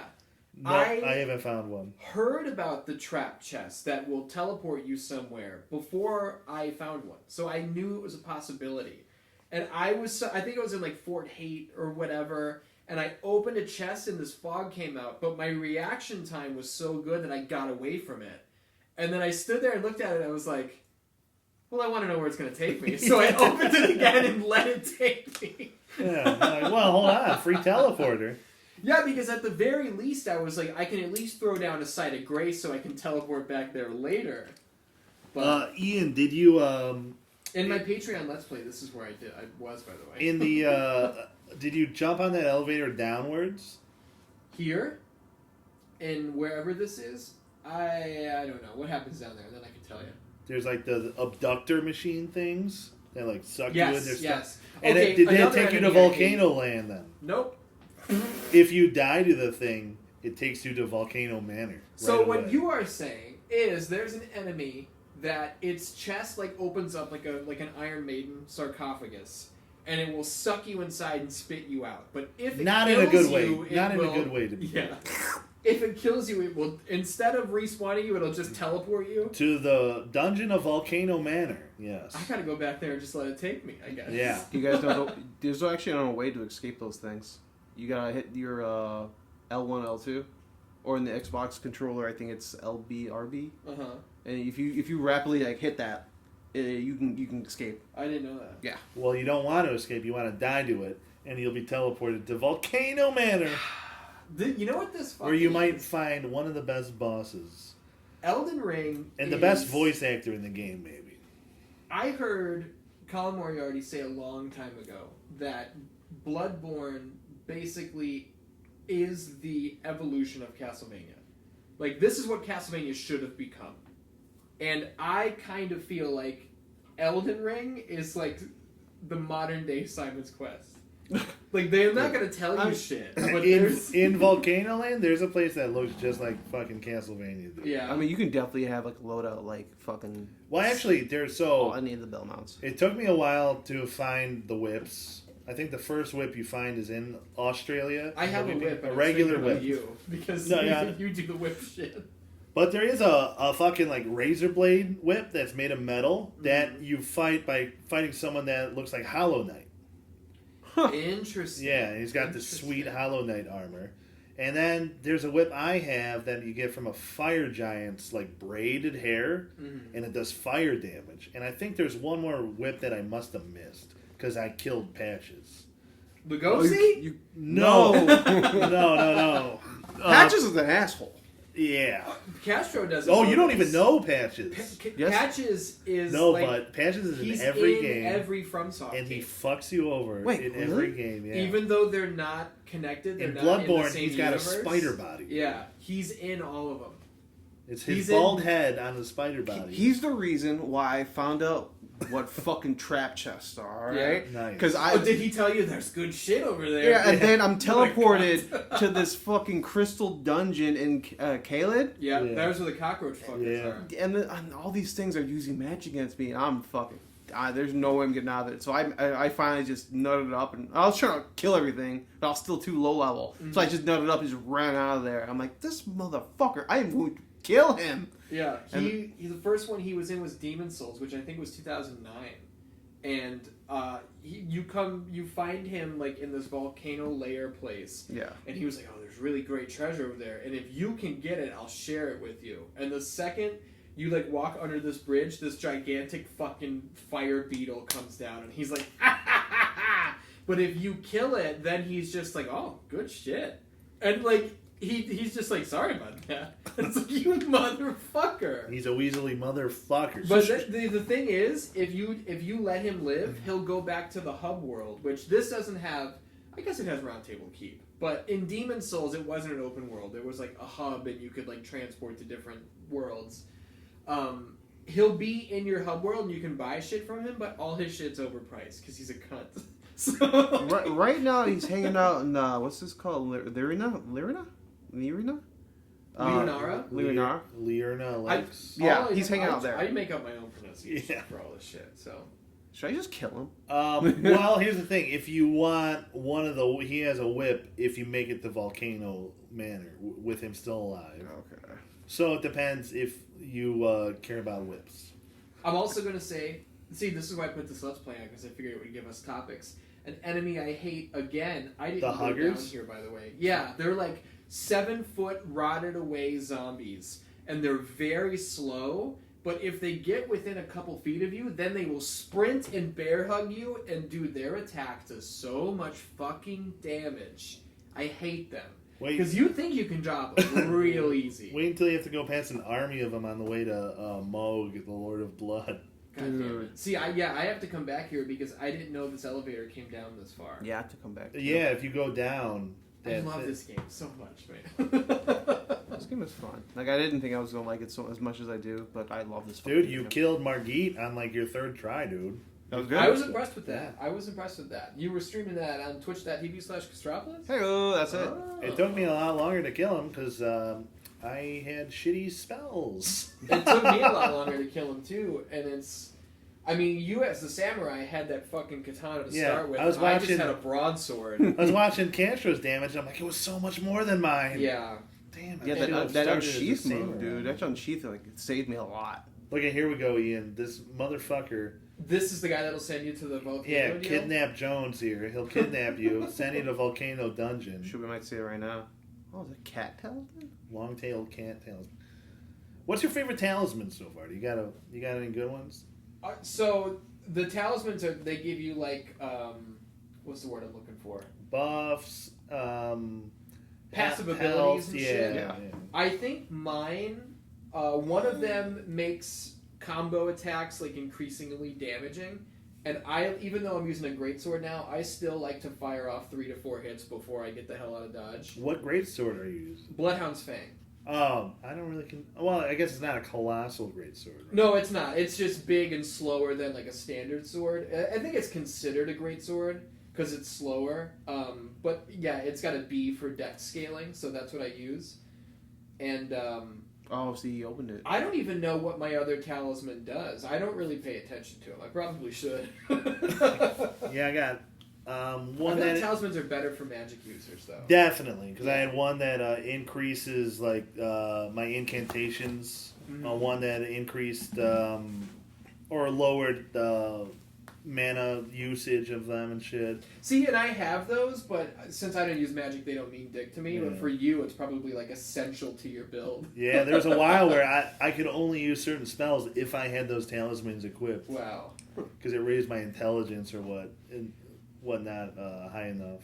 One of the things that they brought up on the Spoilercast that I listened to, which it was the Last Stand Media Spoilercast, so it was like Mr. Maddie Plays, and I think the guy's name was Urban Cowboy. He's like the expert dude. Was that Dr. Disrespect's son? They brought up a conversation that I haven't really thought about, but they were asking, like, do you think that the leveling up for the weapons, like needing smithing stones, or for me, I need somber smithing stones for my Bloodhound's Fang, do you think that discourages experimentation with weapons? Because, like, if you are even 30 hours into the game, which is not deep in a game like this, and you have your shit up to, like, +7, and you find something that could be good, it's like, I'm not even going to know if it's good unless I spend all of these smithing stones. Well, no, you can buy the smithing stones. You get these smithing stone bell bearings, which you mostly find in tunnels or caves. Mm-hmm. See, and I then don't you know can what buy the them. fucking smithing stone bell bearing You is. can buy them from the fucking shopkeeper at the round table then. Yeah. So then you could I have so much shit that's +10, like that are special things. Mm-hmm. And then I have a bunch of shit that's like +25. See, or I didn't know that. Like now, I want to go in all these caves. Yeah, now. like the tunnel you get teleported with the chest, I think has one of the somber bell bearings and shit. Yeah, it's funny that you're talking about this. Like I said, I'm 51 hours deep. I don't even know what those do. You're like explaining this to me now. Yeah, it's just inventory for the shopkeeper. Like you could kill any merchant, and it gives you their bell bearing, and you could bring it back to your shopkeeper, and then you don't have to go back to that merchant. See, I would never even. I didn't do that. killing a merchant. Yeah. They're too nice. They're just jamming on their sitars or whatever. Yeah. They're fucking shredding. Dude, and like one guy's dressed as Santa. yeah, the guy right in the beginning. I would never kill any of the merchants because so many of them I walk up to and they're like, "Oh, customer, please buy something. I'm hungry." Please buy something. And it's like, well, no shit, you're not selling shit. You're in the hardest fucking part of the game. Yeah, they remind me of the guys from the Oslo flea market. Swamporama represent. What are you buying? What are you buying? When's the last time you guys played Resident Evil 4? When I streamed it. A long time ago. Yeah, I just played it in 2020 to capture footage for my History of Resident Evil series, and let me tell you, holds the fuck up. Takes a little getting used to because it's a little dated, but once you're in... a lot better than Resident Evil 8. I love Resident Evil 8. Story was dog shit. Story's total nonsense, but I love playing the game. I don't Gameplay was fun. That's all I care about. Gameplay was great. I don't like But how that ending went. The whole story was so dumb. Well, we're not talking about that. Maybe we can do a spoiler cast for that eventually. All right, well, let me know Next when you want to do that. Yeah. one. I'm down. What I said with Resident Evil 4, like, once you get in the zone, it's no problem. Oh, yeah. Dude, with Elden Ring, there are days where I will turn it on and I'm not doing so hot and I keep getting caught. I'm making stupid mistakes. But sometimes with Elden Ring, it's like playing Ninja Gaiden when you're just in a trance and it's like and I'm Anderson Silva. No one can touch me. I'm fucking sticking dudes left and right. And when you get in that zone, like, you don't want to put the controller down. Dude. It's like I'm on a fucking roll. Yeah, when you're crushing it. Dude, I will come to an enemy that's like 25 feet tall and I'm like, what? Like, show me what's up. And like, I will crush them. But finding that rhythm is so hard sometimes. I died at this part like 5-6 times. Ian got his ass kicked by these Burger King sorcerers too. Yeah, I was having trouble here, but I figured him out eventually. These guys spam the fuck out of their man. Let's talk about the jump button. How, dude, coming So right off Demon Souls, the good, jump button dude. is like, it was I think so that's boring. why Elden Ring is my favorite Soulsborne game. Yeah. I was telling that this Being is the able first. to the jump attacks, and there are bosses later on in the game where you have to dodge their attacks by jumping too, which is interesting. You're not gonna be ready for that because every instinct says roll. But here's the thing: when you say that, and I talk about being in the zone, not the It Britney was Spears like record. doing a beautiful Britney dance. Spears. Me dodging these by jumping, I was like jump, roll. I was like oh. I was somewhere. It was like I'm at like the Atlas Plateau or whatever, and this fucking monstrosity fell out of the sky, and I was fighting it, and I was so in the zone that the first time I fought him, he like did this weird move and he like bunched up and he swung around and the only way to dodge it was to jump, and I just felt it and I jumped and it went underneath me. The hitboxes are so good. I dude. was so in the zone. I was in the middle of the animation. I was like, I gotta jump, and I just nailed it. So I'm learning that this jump button is the first time in Yeah, this game. I was gonna say to Nigel, imagine when Castro goes and plays like Oh, Bloodborne. dude. Yeah, you used to have to hold down sprint and then release it to jump. Yeah. And it was...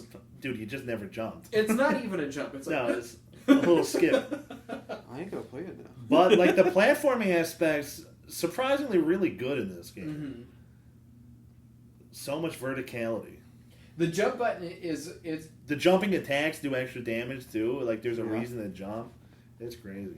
I love being like standing on a rock or something, and there's someone below me, and And just, you're like, don't try it! yeah. Anakin, I have the high ground! Don't try it! But then I immediately give it up. I jump. Underestimate my power! I jump R2 and I just crush people beneath me. Yeah, dude. You can kind of like jump on them too. It does a tiny bit of damage.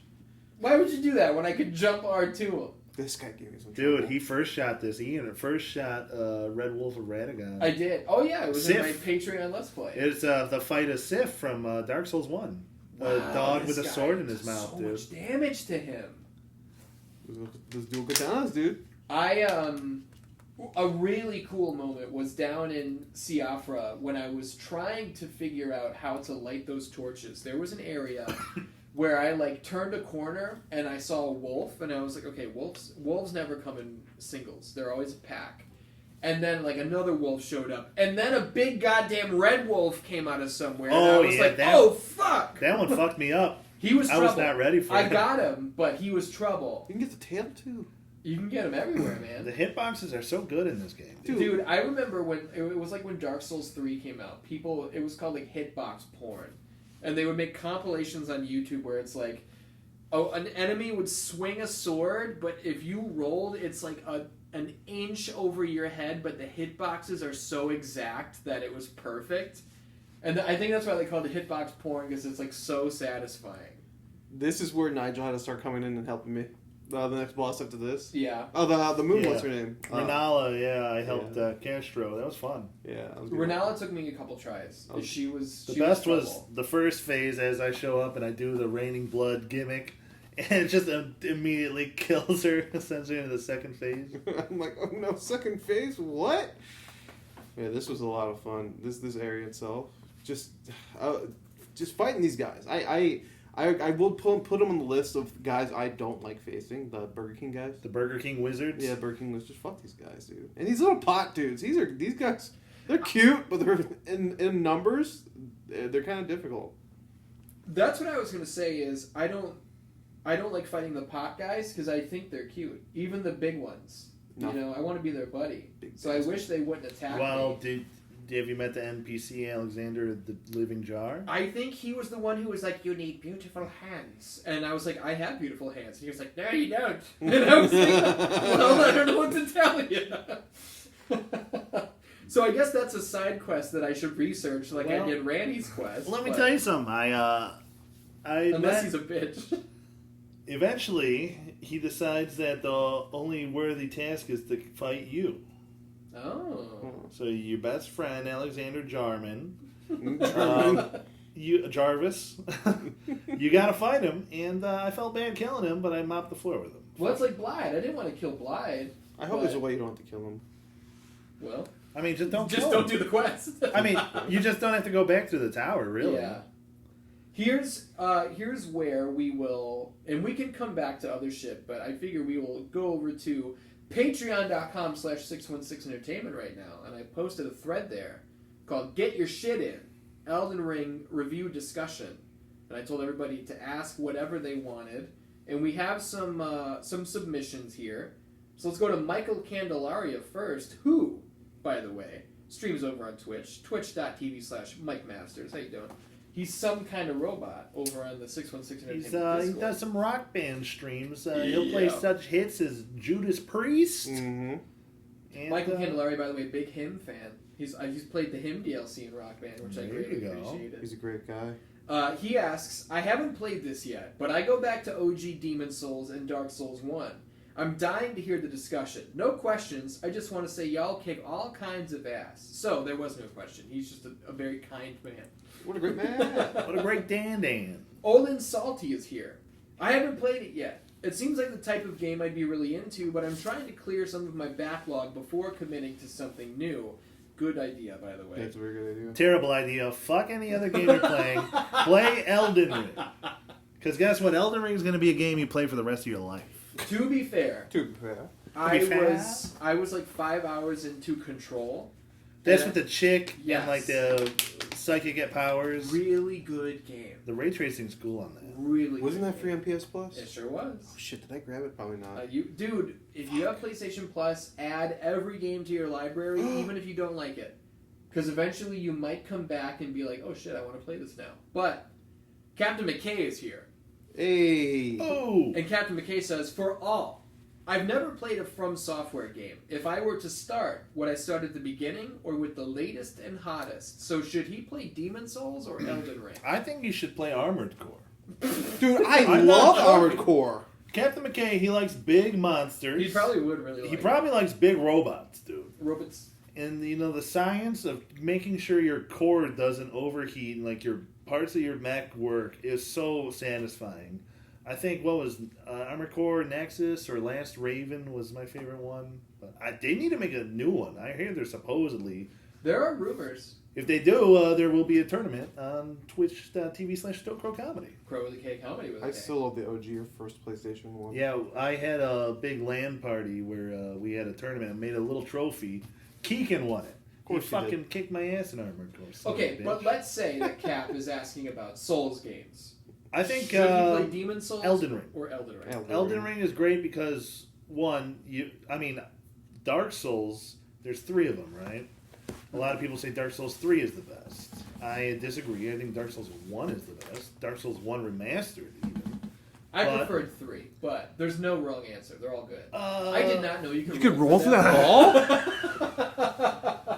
But I think Elden Ring's a great place to start because you don't need to know anything of the other games. You know. Yeah. I mean, look at me as an example. Like, I was going into these style of games blind. And I absolutely love this game. To be honest, I don't know if I'll play. I might play Bloodborne. But should. if there's no jump button, I don't know. But, like, in all realness, that, yes. Bloodborne had the best story, I think. Oh, so there is story of those games. Not necessarily. No, it's like it's just like the setting of Bloodborne really hit my G spot. Fuck this guy. Oh, Castro hates Moongrum, the Carrion Knight. Fuck Moon Crumbum. I hate him. I hope he hits his shit on his armor. Hold on. Ask me about what Amber Heard did in my bed. What did Amber Heard do in your bed? Well, she made a grumpy. Just drop She dropped a grumpy or whatever. Moon Grumpy. I would say to Captain McKay, I'm actually not going to recommend that you start with Elden Ring. I will recommend Demon Souls, because here's the deal. I played Demon Souls to start? If he has PS5, the remake. Oh, the remake. Okay. I Um, was going to say. But I would say Demon Souls Remake if you have access to a PS5, because I just played and beat Demon Souls before I played Elden Ring, and here's the deal. If it's your first FromSoft game, I beat Demon Souls in 30 hours. Elden Ring is going to be 100 plus. So maybe your first one, you don't want the biggest one. You know what? He should start with Dark Souls 1, and then when he gets to Blight Town, then he will love it. I don't know if you remember Blight Town, but that place sucked. I didn't beat Dark Souls 1. I got probably halfway through. Okay. But I will say, for stuff in this game that is my fucking balls, not that it's bad, but I just hate having to deal with it, enemies that deal death blight, like the black fog, and it builds that black meter. Like the basilisks that fucking fill you with this shit. Yeah, and if that meter, like the first time I saw it, it was, for whatever reason, some fucking crab was dealing death blight, and it put out this cloud, and I'm like, fuck this cloud, it's not poison. This meter filled so fast, and then a spike came out of the ground and just impaled me. And I was like, oh, I'm dead. All right. Have you not, dealt with death blight at all? I don't think I have yet. Good for you. Yeah. Stay away from it. Is it instant death when that happens? If that meter if your bar fills up, a fucking pillar will come out of the ground and impale you through the back. I think it's like roots, maybe. I think you're right. Yeah. Rotting roots What or the something. fuck? But yeah, I would recommend Demon Souls, or maybe even Dark Souls or Dark Souls 3. Or No, Bloodborne. Bloodborne Yeah, is its own story. You don't have to play any other games to get into Bloodborne. You a piss boy? I'm gonna get this way real quick.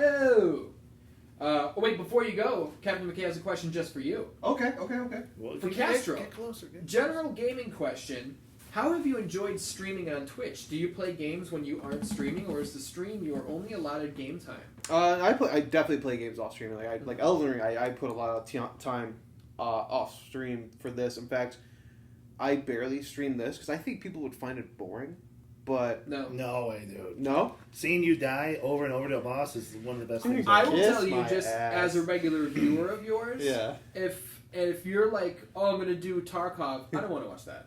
But I want to watch you play Elden Ring. Tarkov actually does like the worst, I think. Well, sometimes I got a decent amount of people, but it hasn't happened in a while. Like I did Tarkov like Tuesday, and I only had like 3 to 4 people. But if that's the case, I'm gonna play it tomorrow. I don't know when this is coming up, but I don't know either. tomorrow the 6th of May. Happy Cinco de Mayo, everybody, by the No, way. we don't celebrate that shit. I don't know. I said everybody, So by racist. the way. I know, right? He's so racist. So I do play off stream a lot. What was part of the? Do you play games off stream? And how have you enjoyed streaming on Twitch? Twitch? It's nice. I also thought this was going to be a real quick question, so if you want to go piss and then come back, that's No, I can hold it. Okay. For lower, small time, part time streamer, it's very nice. I'm hearing a lot of bad decisions Twitch are making for like bigger, full time, more well known streamers to kind of surround them. But I am not at that level yet. It's fun playing video games and making kind of like a second income from it, even though it's only like an extra let's say an extra bill and a half, like couple bucks. a month or two. You can of course save for taxes. Sorry, Nigel, but yeah, I'm still liking it. I thought about doing YouTube, like maybe doing a YouTube only stream to see how that would like come out. But other than that, I love it. I love entertaining people. I love being an entertainer, and I love interacting. I love people. But my favorite thing to see in Twitch, I don't know if Nigel this is the same way. I love other people interacting with each other who definitely have not met each other in real life, let alone know each other on social media, and they're having full-on conversations of what they love about the certain game, or what they love about other games, or just other things in life. And I just look at that, I'm like, oh, these people are having their own conversation. That's fucking badass. Mm-hmm. I'm the reason why these people are friends right now, and that fucking warms my heart. So yes, I like doing the Twitch shit. That's good shit. I like that. Speaking of shit, I had to take a piss. Now, Captain Save the rest for later. You have a toilet I can fart in? Yeah, wait. What was that? The toilet that's just for farts. You got a bathroom, I got a fart, but I don't want anybody to know about it. That's what Shorty was his name, or Lefty. Lefty. How is Lefty? I don't know. He might be dead like Sal Melendez. I have no idea. Sal's dead? I don't know. Well, his son's dead. Well, yeah, Sal shot him in the head. Now Captain K has a question just for Nigel. Which FromSoftware game is best for making a character based on Piss Boy? And how would I build him to be as accurate as possible? Well, you're in luck. And, maybe if you had caught one of my fucking streams, you would have realized this. I played Elden Ring as Piss Boy. Oh! All you need is, there's a horrible, blonde bob haircut. You get that. You get the ripped abs, that sweet swimmer body, the 12-pack abs. And then there's actually, you can make the piss blade. I think it's just a regular broadsword I had, and I applied the Holy Blade Ash of War. So then when you do L2, it makes your whole sword glow, piss yellow. So then you have the piss blade, you do holy damage, and bada bing bada boom, you got a piss boy build. I like that. I was there when you created your character. And I remember you were working on him, and you're like, what should his name be? And I was like, Piss Boy! Yeah, that's a good Because for the Dan Nance who may or may not know, over on the Stowe Crow Comedy YouTube channel, you have a full-on animated series, The Legend of Piss Boy. Yeah, I made an anime as a joke. Here's the thing, I'm not an animator, and I cannot draw, and I don't know how to make cartoons, but I made one. And, Ian was kind enough to throw his voice. Oh! In the Maxi voice, 3 characters. The artist voiced the character on the newest episode. It's a great show. Everyone should check it out. It's also going to be a video game. We'll see how that goes. Breaking news. I'm stoked for that. Yeah, it's gonna be interesting. We got Anthony Perzanowski here, and he asks, maybe he doesn't ask, I should read these ahead of time. He says, I've played a few FromSoft games, never finished a single one. I really dislike Dark Souls trilogy, thought Sekiro was fun, and wasn't into Bloodborne. But I really dig Elden Ring, and I have no idea what draws me to this game over all the others. That's an interesting piece of input. I know it. It's the high fantasy. Like, Dark Souls, Bloodborne, all pretty dark and gloomy. This is, like, bright colors. That's true. You know, open world is a whole different feeling, really. It is. So, that's probably why, like, Sekiro is a completely different feeling than any of the other games. I, interestingly enough, didn't really have any interest in Sekiro for some reason. I've heard Sekiro's the hardest I one. don't even know what Sekiro is. Let me check. It's like Sekiro Samurai. Shadows Die Twice. Ooh, Samurai? Yeah. Maybe I'll be into it. And maybe that's the next one you should play. You know what else it had? A grappling hook. Oh, yeah. Stealth, that was the first stealth mechanic, too. Huh. I'm gonna have to play Sekiro now, I think. It goes on sale all the time on the PlayStation Store, so I'm gonna have to add it to my wish list. But, I can speak on this and just saying that, like, I'm really enjoying Elden Ring. I don't even know if, like, I would compare it to Demon's Souls, because it does feel so different. And it's closer to Bloodborne. It feels like the best parts of all the FromSoft combined, and that's why it's the best. As Michael P. Huber from Easy Allies would say, it's culmination. Sometimes you gotta culminate right on her face, and, you know, that's what Elden Ring did to us. I told my friend Stecky was playing, I think, Bloodborne. And then I was watching her stream, and then she asked me, like, because I was hanging out, and she's like, what are you playing right now? I'm like, well, I'm playing Elden Ring. She's like, Elden Ring? I'm like, yeah, it's my first Soul Styles game. She's like, that's a hard game, and you're struggling with that one? Is it, though? I think Demon's Souls was harder than Elden Ring. I just played Well, Demon's Souls. let me know what you think when you get to these last couple bosses. I'm sure, and that's why it's funny that you say, hold on, I just got outbid on eBay for something I don't remember bidding on. Anyway. Don't you want to outbid him? No. Son of a bitch. I forgot I was trying to buy it in the first place, so what do I care?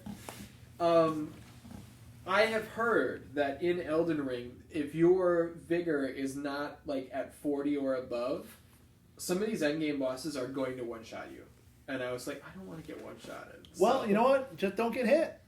I'm not that good. I don't have any Just keep problems. rolling. Like, And if you're me, just roll off a cliff immediately and die. All you need to do is just listen to a little bit of Limp Bizkit, get your influence, rolling. and then go into that battle, full battle rattle. Reckless Zone is here. I had never played Elden Ring, but I was planning on buying it, but I'm pretty sure I would quit early. Game looks super difficult. I enjoy open world style games where I can go at my own pace and do whatever quests I choose. Elden Ring looks amazing though. Maybe you guys will or won't co-sign this, but I'm going to tell Reckless Zone, don't buy this game, you're going to waste your money. If you're an open world, you like to go through your checklist of quests, this is not the game for you. Yeah, there's no checklist. There's no checklist. There's no... I stumbled across all the quests I did, and I still don't know what happened. And you don't know what happened, and the thing is, you'll have a conversation with somebody, and they're like, maybe I should head east.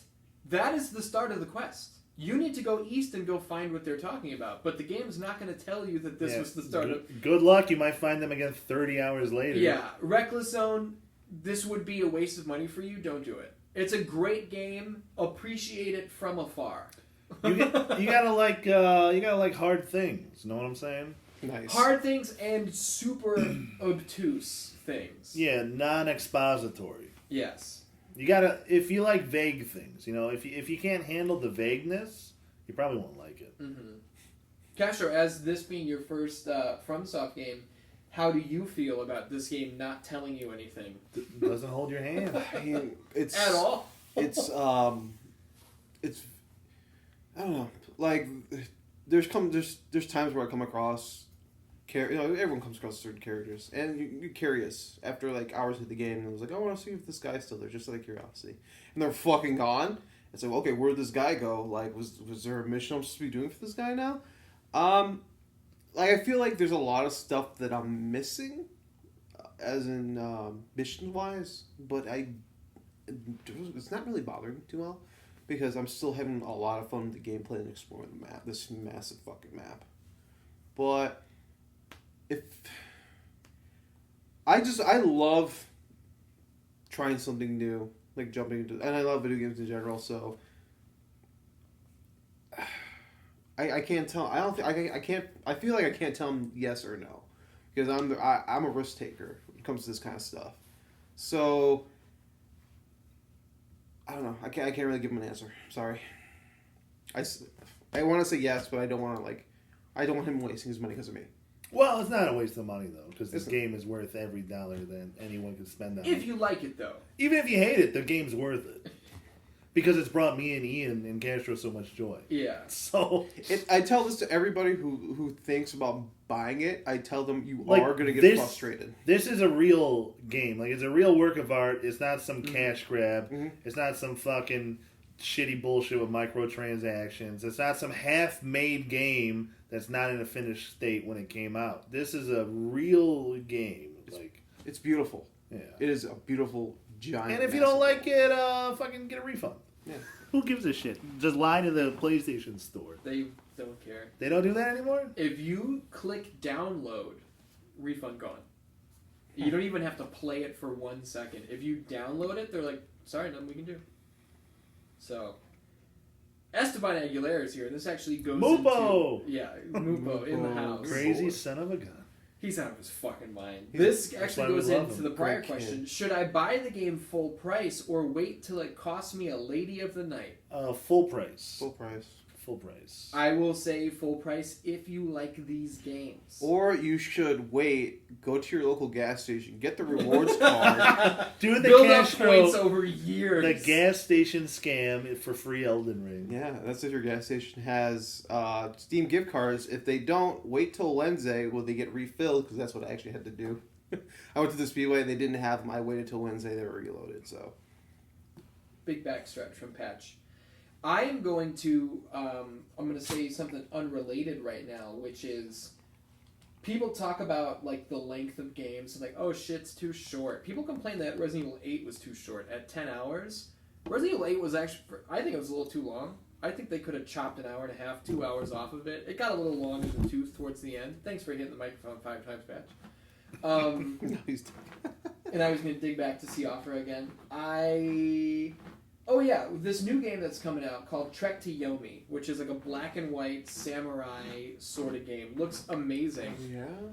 It's only $20. All the reviews are like, it's only 5 hours, just so you know. It's on the short end. It's really short. Give me more short games. I love short games. I play a ton of short games on stream. Games I beat in like 2 or 3 hours. Indie games you never heard of. I love it. I played a Beautiful Joe's game that he made. It's maybe like 10 minutes tops. Fucking loved it. Yeah. Easy platformer. I would rather have a short game that's good than a game that drags its asshole. That being said, I do have 150 hours in Elden Ring, and I'm going to have 1,000 more. Mm-hmm.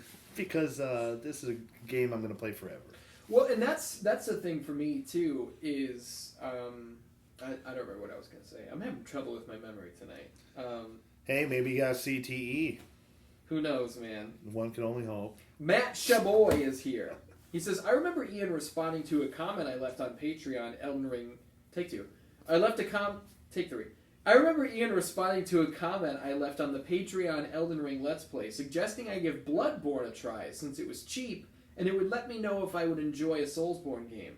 I bought it for $10 during the spring sale and haven't gotten far in it. I just got to Old Yarnum after beating the second boss. Let me just say that I think this game is good, but I'm not sure if it's a game for me. The creature designs are friggin' incredible and rival, maybe even surpass, the creature designs I've seen from games like Silent Hill and Resident Evil. The music is hauntingly wonderful and Yarnum is so bleak and beautiful. However, I feel incredibly stressed when I play it. Something about being overwhelmed and losing my massive blood echoes just weighs heavy on my mind, and I end up only playing in small bursts before moving on to something else. Usually this kind of thing doesn't bother me, but I'm thinking that my real-life personal struggles during this time might have something to do with it. You see, these past few months I've been having awful anxiety attacks that happen out of nowhere, and I'm currently seeing a therapist to put it in check. maybe once I deal with these mental issues, I can revisit Bloodborne and enjoy it to its fullest as I feel it I potentially could. Maybe even move on to Elden Ring.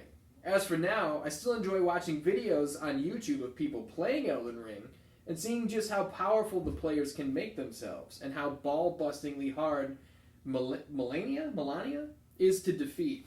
There is no question that these games are mastercrafts of art and gameplay, and maybe soon I will have the time, energy, and willingness to get good. Much love to all the Dan-Dans. What a beautiful fucking write-up. That was an amazing write-up here from Matt Chaboy. And, yeah, if it feels like maybe this isn't it for you right now, maybe it will be later. You know? Matchable, I'm just saying this to you right now. Do what you gotta do to make yourself happier, to fix your, I don't know if I want to say mental health, but just to make yourself healthy. Mm-hmm. All right? You have to come first before anything and anyone at the end of the day. And if you're getting the help that you need, I'm happy for you. And I will be here. I think we'll all be here for you if you need it. If you need more outlets to make yourself feel better. Well, and he took the step. He's seen a therapist, too. Yeah, good. Which is way better, because none of us are qualified. Yeah. Well, I've dated a therapist. There you go. But wasn't she a physical therapist? Things though? didn't work out, no. Even still has therapist in the title. The physical department was lacking. Mm. Oh! Nice. Oh! But Matt the boy Shaboy. Shaboy. What a great Dan. And you know what? Yeah, the whole point of these games is, it's hard, it's punishing. And if that's too much, hey, you could come back to it later.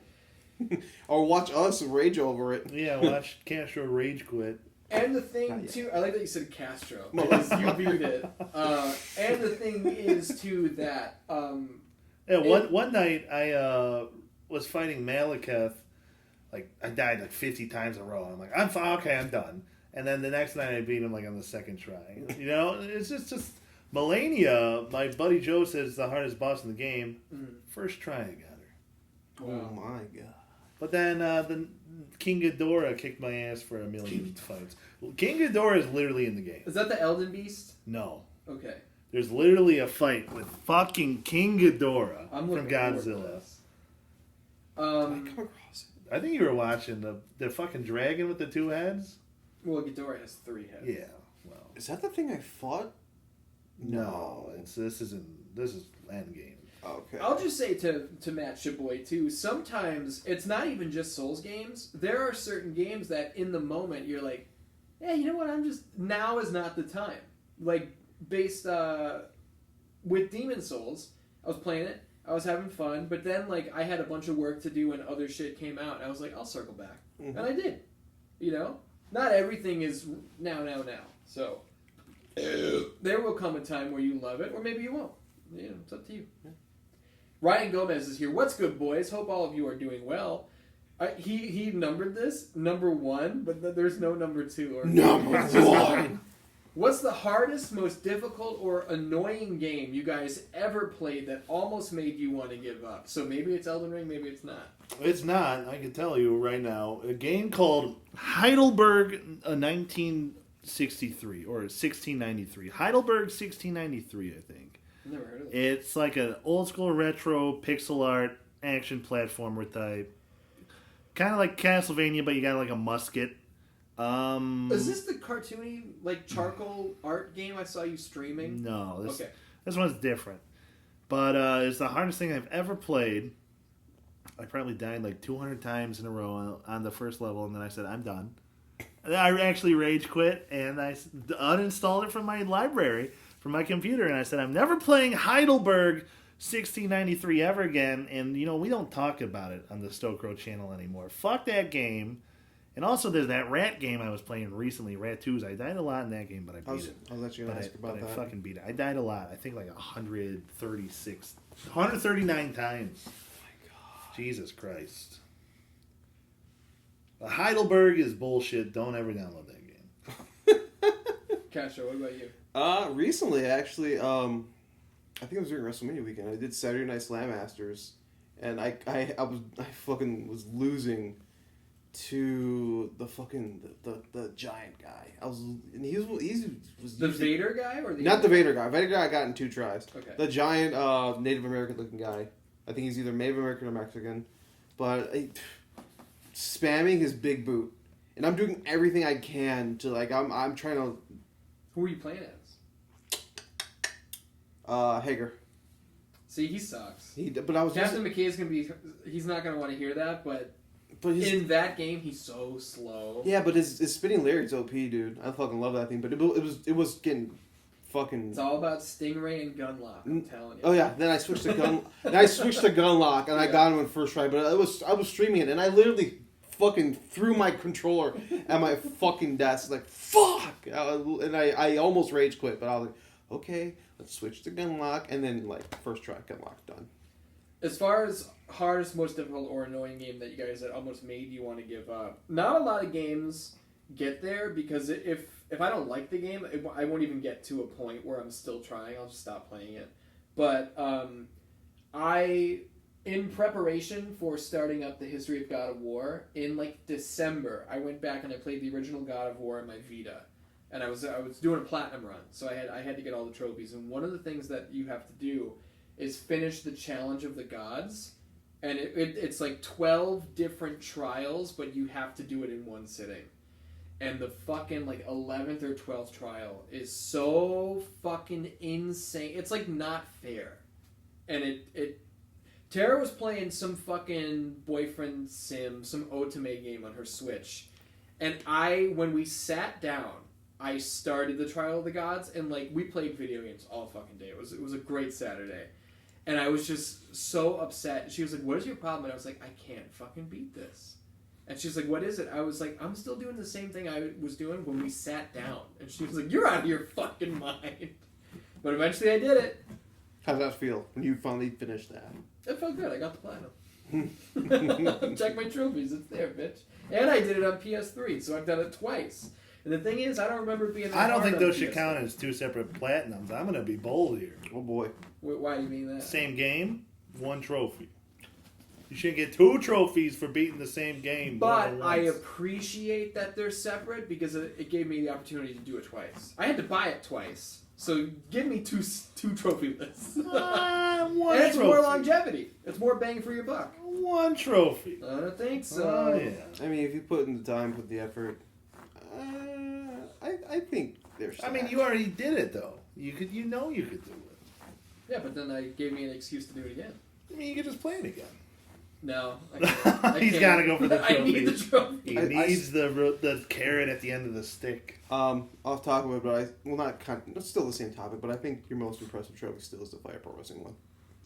Yeah, I have the Fire Pro Wrestling World Platinum, and that is so... Dude, to get an S rank on all 80 missions is fucking out of control. Yeah, I gave up on that one. Especially because one of them is, like, get a 100% match evaluation in this specific match. There is no science to a match evaluation.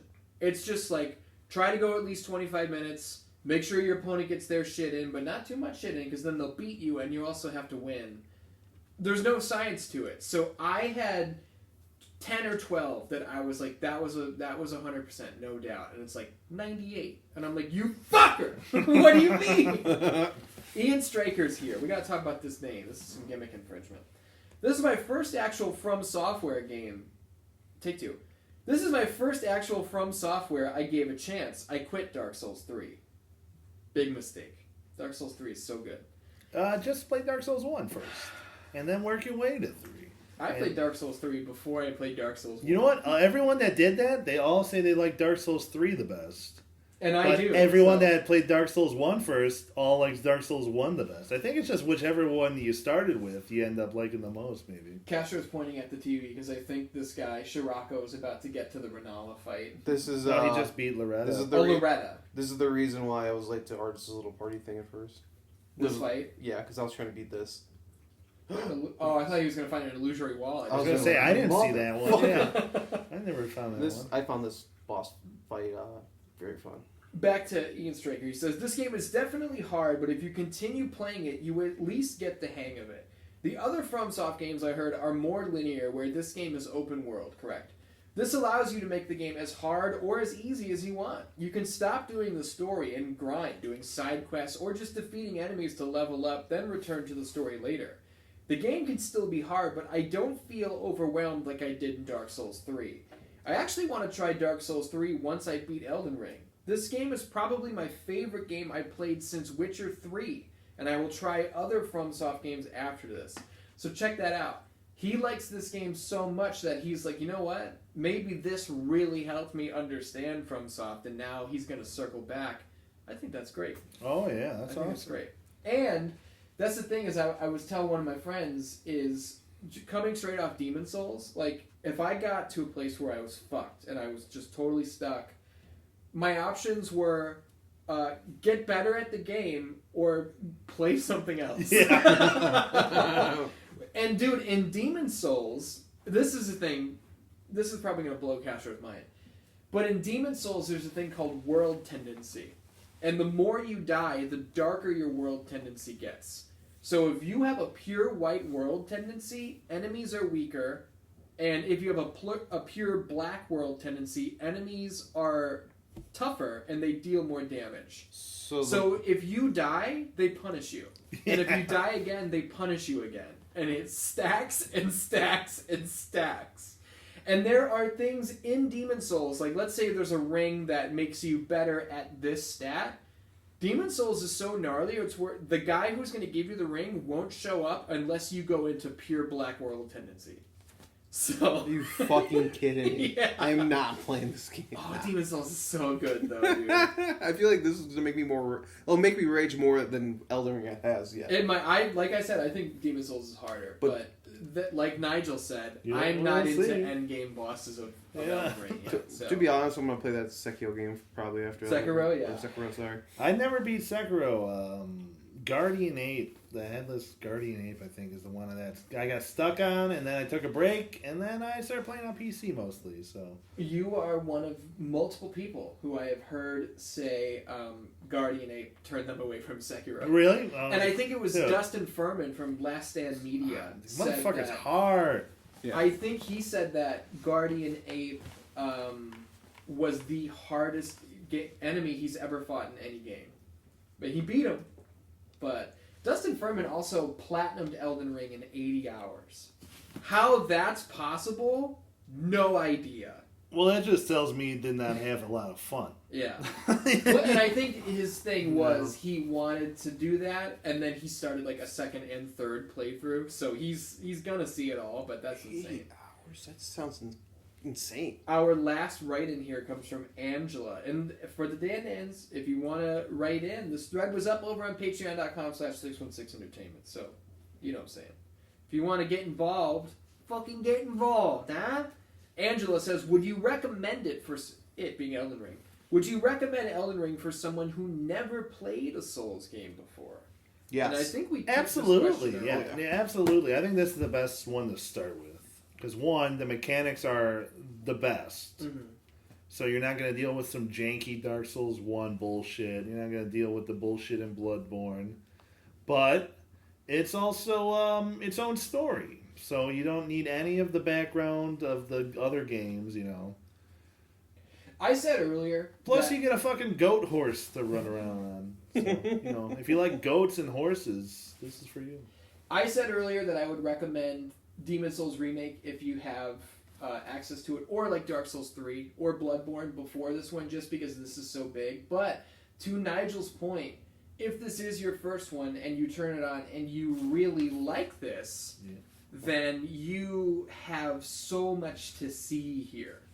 So if this is your first one and you try it and love it, it's hard to say you made a bad choice. And on the screen, Castro just watched this guy come to an area Castro's been to and find an item that Castro did not know was there. Motherfucker. Oh, and he's gonna. And he didn't die. I thought it was gonna be fall damage. He has high dex. So Here's his a tip. threshold's pretty high. Throw a rainbow stone off a cliff, and if it shatters, you will die from the fall damage. If it doesn't break, you can survive the fall. I learned that from you, but I still haven't even tried it because... Well, I usually just jump and aim for the bushes and hope for the best. Or I can kind of just tell like whether they want me to go down or not. You know? There's only one area so far. There's actually one area that you know is for sure going to kill you, but you jump down there and you survive. Is it It's the innards bullshit. of that castle where you have to It's go like across a the tower? beams that collapse? Yeah. Yes, I was Yeah. in there. I was like, Castro, if you were not in there, and you probably... it's may in have- Caelid, right? The Yes. Divine Tower of Caelid. I Yeah, think. it's at the very top. You can find like a way to get inside, and then in the guts you can see like, oh, I bet I'm able to get down there, but there's just like these broken bridges, and the first broken bridge you jump on damages you, and then you can see the next one. It's like, dude, that goes down like 200 feet. Yeah, I'm gonna I'm die gonna no die. matter what. But and you live. I guess Nigel did too. I was like, fuck it, we'll see what happens. Yeah. And I jumped and it broke, and I was like, well, there goes that. Oh, and then it just didn't damage me at all. And I was like, this is bullshit. I've been there. Yeah. There's Right. no reason why that didn't hurt me other than it doesn't make sense. They just wanted- gaslit us. They wanted to not keep putting those fucking bridges through the Yeah. game. They're like, I just do two. But those are all our write-ins. Do you guys have anything else you want to talk about? Or should we wrap this? The music in the game is amazing. The music is great. The best tracks, in my opinion, and now even if you don't play the game, just listen to these songs, Dance. The Godskin Apostle theme, Yeah. that song is amazing. Godskin Apostle was the boss inside of At that the tower. bottom, yeah, the bottom of that tower, who was a pain in the ass when I fought him. Yeah, me too. I haven't killed him yet. But also probably my most favorite song might be Moog, Lord of Blood. It starts in a 3/4 time signature, which is sort of like a waltz thing. We got the singers in the choir. I think it's like an all-male choir that's singing really high, kind of like a Unix choir, which will make sense story-wise. But so they're singing in Latin or some shit, and then Moog counts down from like 3. He goes like tres, dos, and then nihil, nothing. When it gets to 0. And when that happens, then it shifts to 4/4, and it's just that song is just the best. For the Danians who may not have picked up on it, yes, Nigel is a musician. When someone's like, "Oh, it's a great song," it starts in a 3/4. Like, it's pretty clear they're a musician. And if the Danians don't listen to Active Destruction, they should. That's your thrash metal band. Yeah, if you like guitars, if you like the sound of a guitar, you'll like my band. My brother plays guitar, and he's real good. You guys have done covers on the 616 Entertainment channel Yeah, that's of true. the Save Room theme from Resident Evil 2 and Bloody Tears from Castlevania 2. Oh, yeah. You guys like twos, huh? Well, the Save Room theme from Resident Evil 2 is just my favorite Resident Evil song of all time. It's really good. It's a fucking great song. You know what's a great Resident Evil song? Is from Code Veronica with the fucking music box theme, the video where Alfred Oh, and yeah. Alexia are pulling the fucking wings out of the dragonfly. Wings of a Butterfly, a hymn song. On the Not- wings of a butterfly, Uh, I'm a ming hag. On the wings of a butterfly.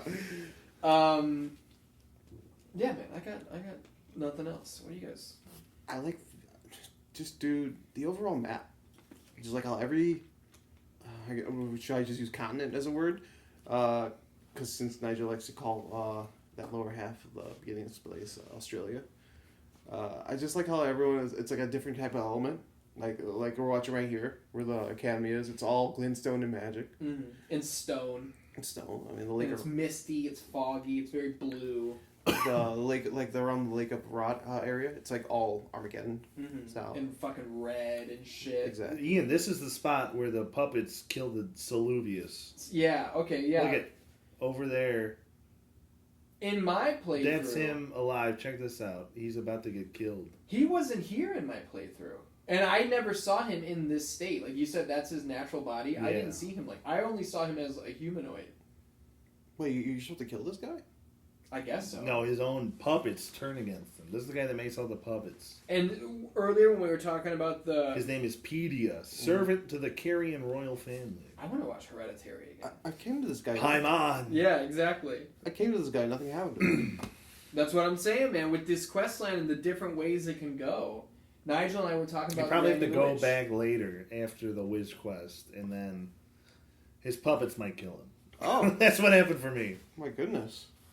In conclusion, I love Elden Ring. I'm having a great time with it. Again, I'm 51 hours in, which in this game is not that deep, grand scheme. I have maybe taken out a quarter of the main bosses, and I'm almost twice the length that it took me to beat Demon Souls. So I'm not tired of it. I don't feel like it's getting long in the tooth. There's still so much more I want to This see. motherfucker sells shit? Celibacy? No, in this form, look at all this shit. Yeah, that's his whole deal. That's why he wanted to bring the potion to Nefeli, and then I'll teach you. Like, that was his whole deal. See, that's what I mean, too, is there's so much to see. Nigel beat the game, and he's like, wait a minute, hold on. I bought what did I buy? I bought that Ripple Blade? That thing is dope. I didn't buy that. Yeah, that's my conclusion. I love Elden Ring, and I'm going to keep playing it and having a great time with it. What do you guys think? What's your conclusion? It's the game of the decade, the game of the year, game. It's amazing. It's a beautiful game. If you like games, if you like things in general, you will like this game. If you like swords, if you like magic, the magic's awesome, dude. The incantations are awesome. This game's metal as all fuck. It's super metal. You got so many badass shit. Every time you die, you're gonna have a good time. Before Castro does his conclusion, I want to add in, you said if you like swords, Castro likes guns. He's a big shooter fan, but he loves this game. So that goes to show you the barriers that this breaks down. But anyway. As going in blind into the style of Souls game, I honestly watching a lot of game, but you only watch so much. You actually step into it. Still, don't know what to expect until I actually put a controller in my hand, go through this.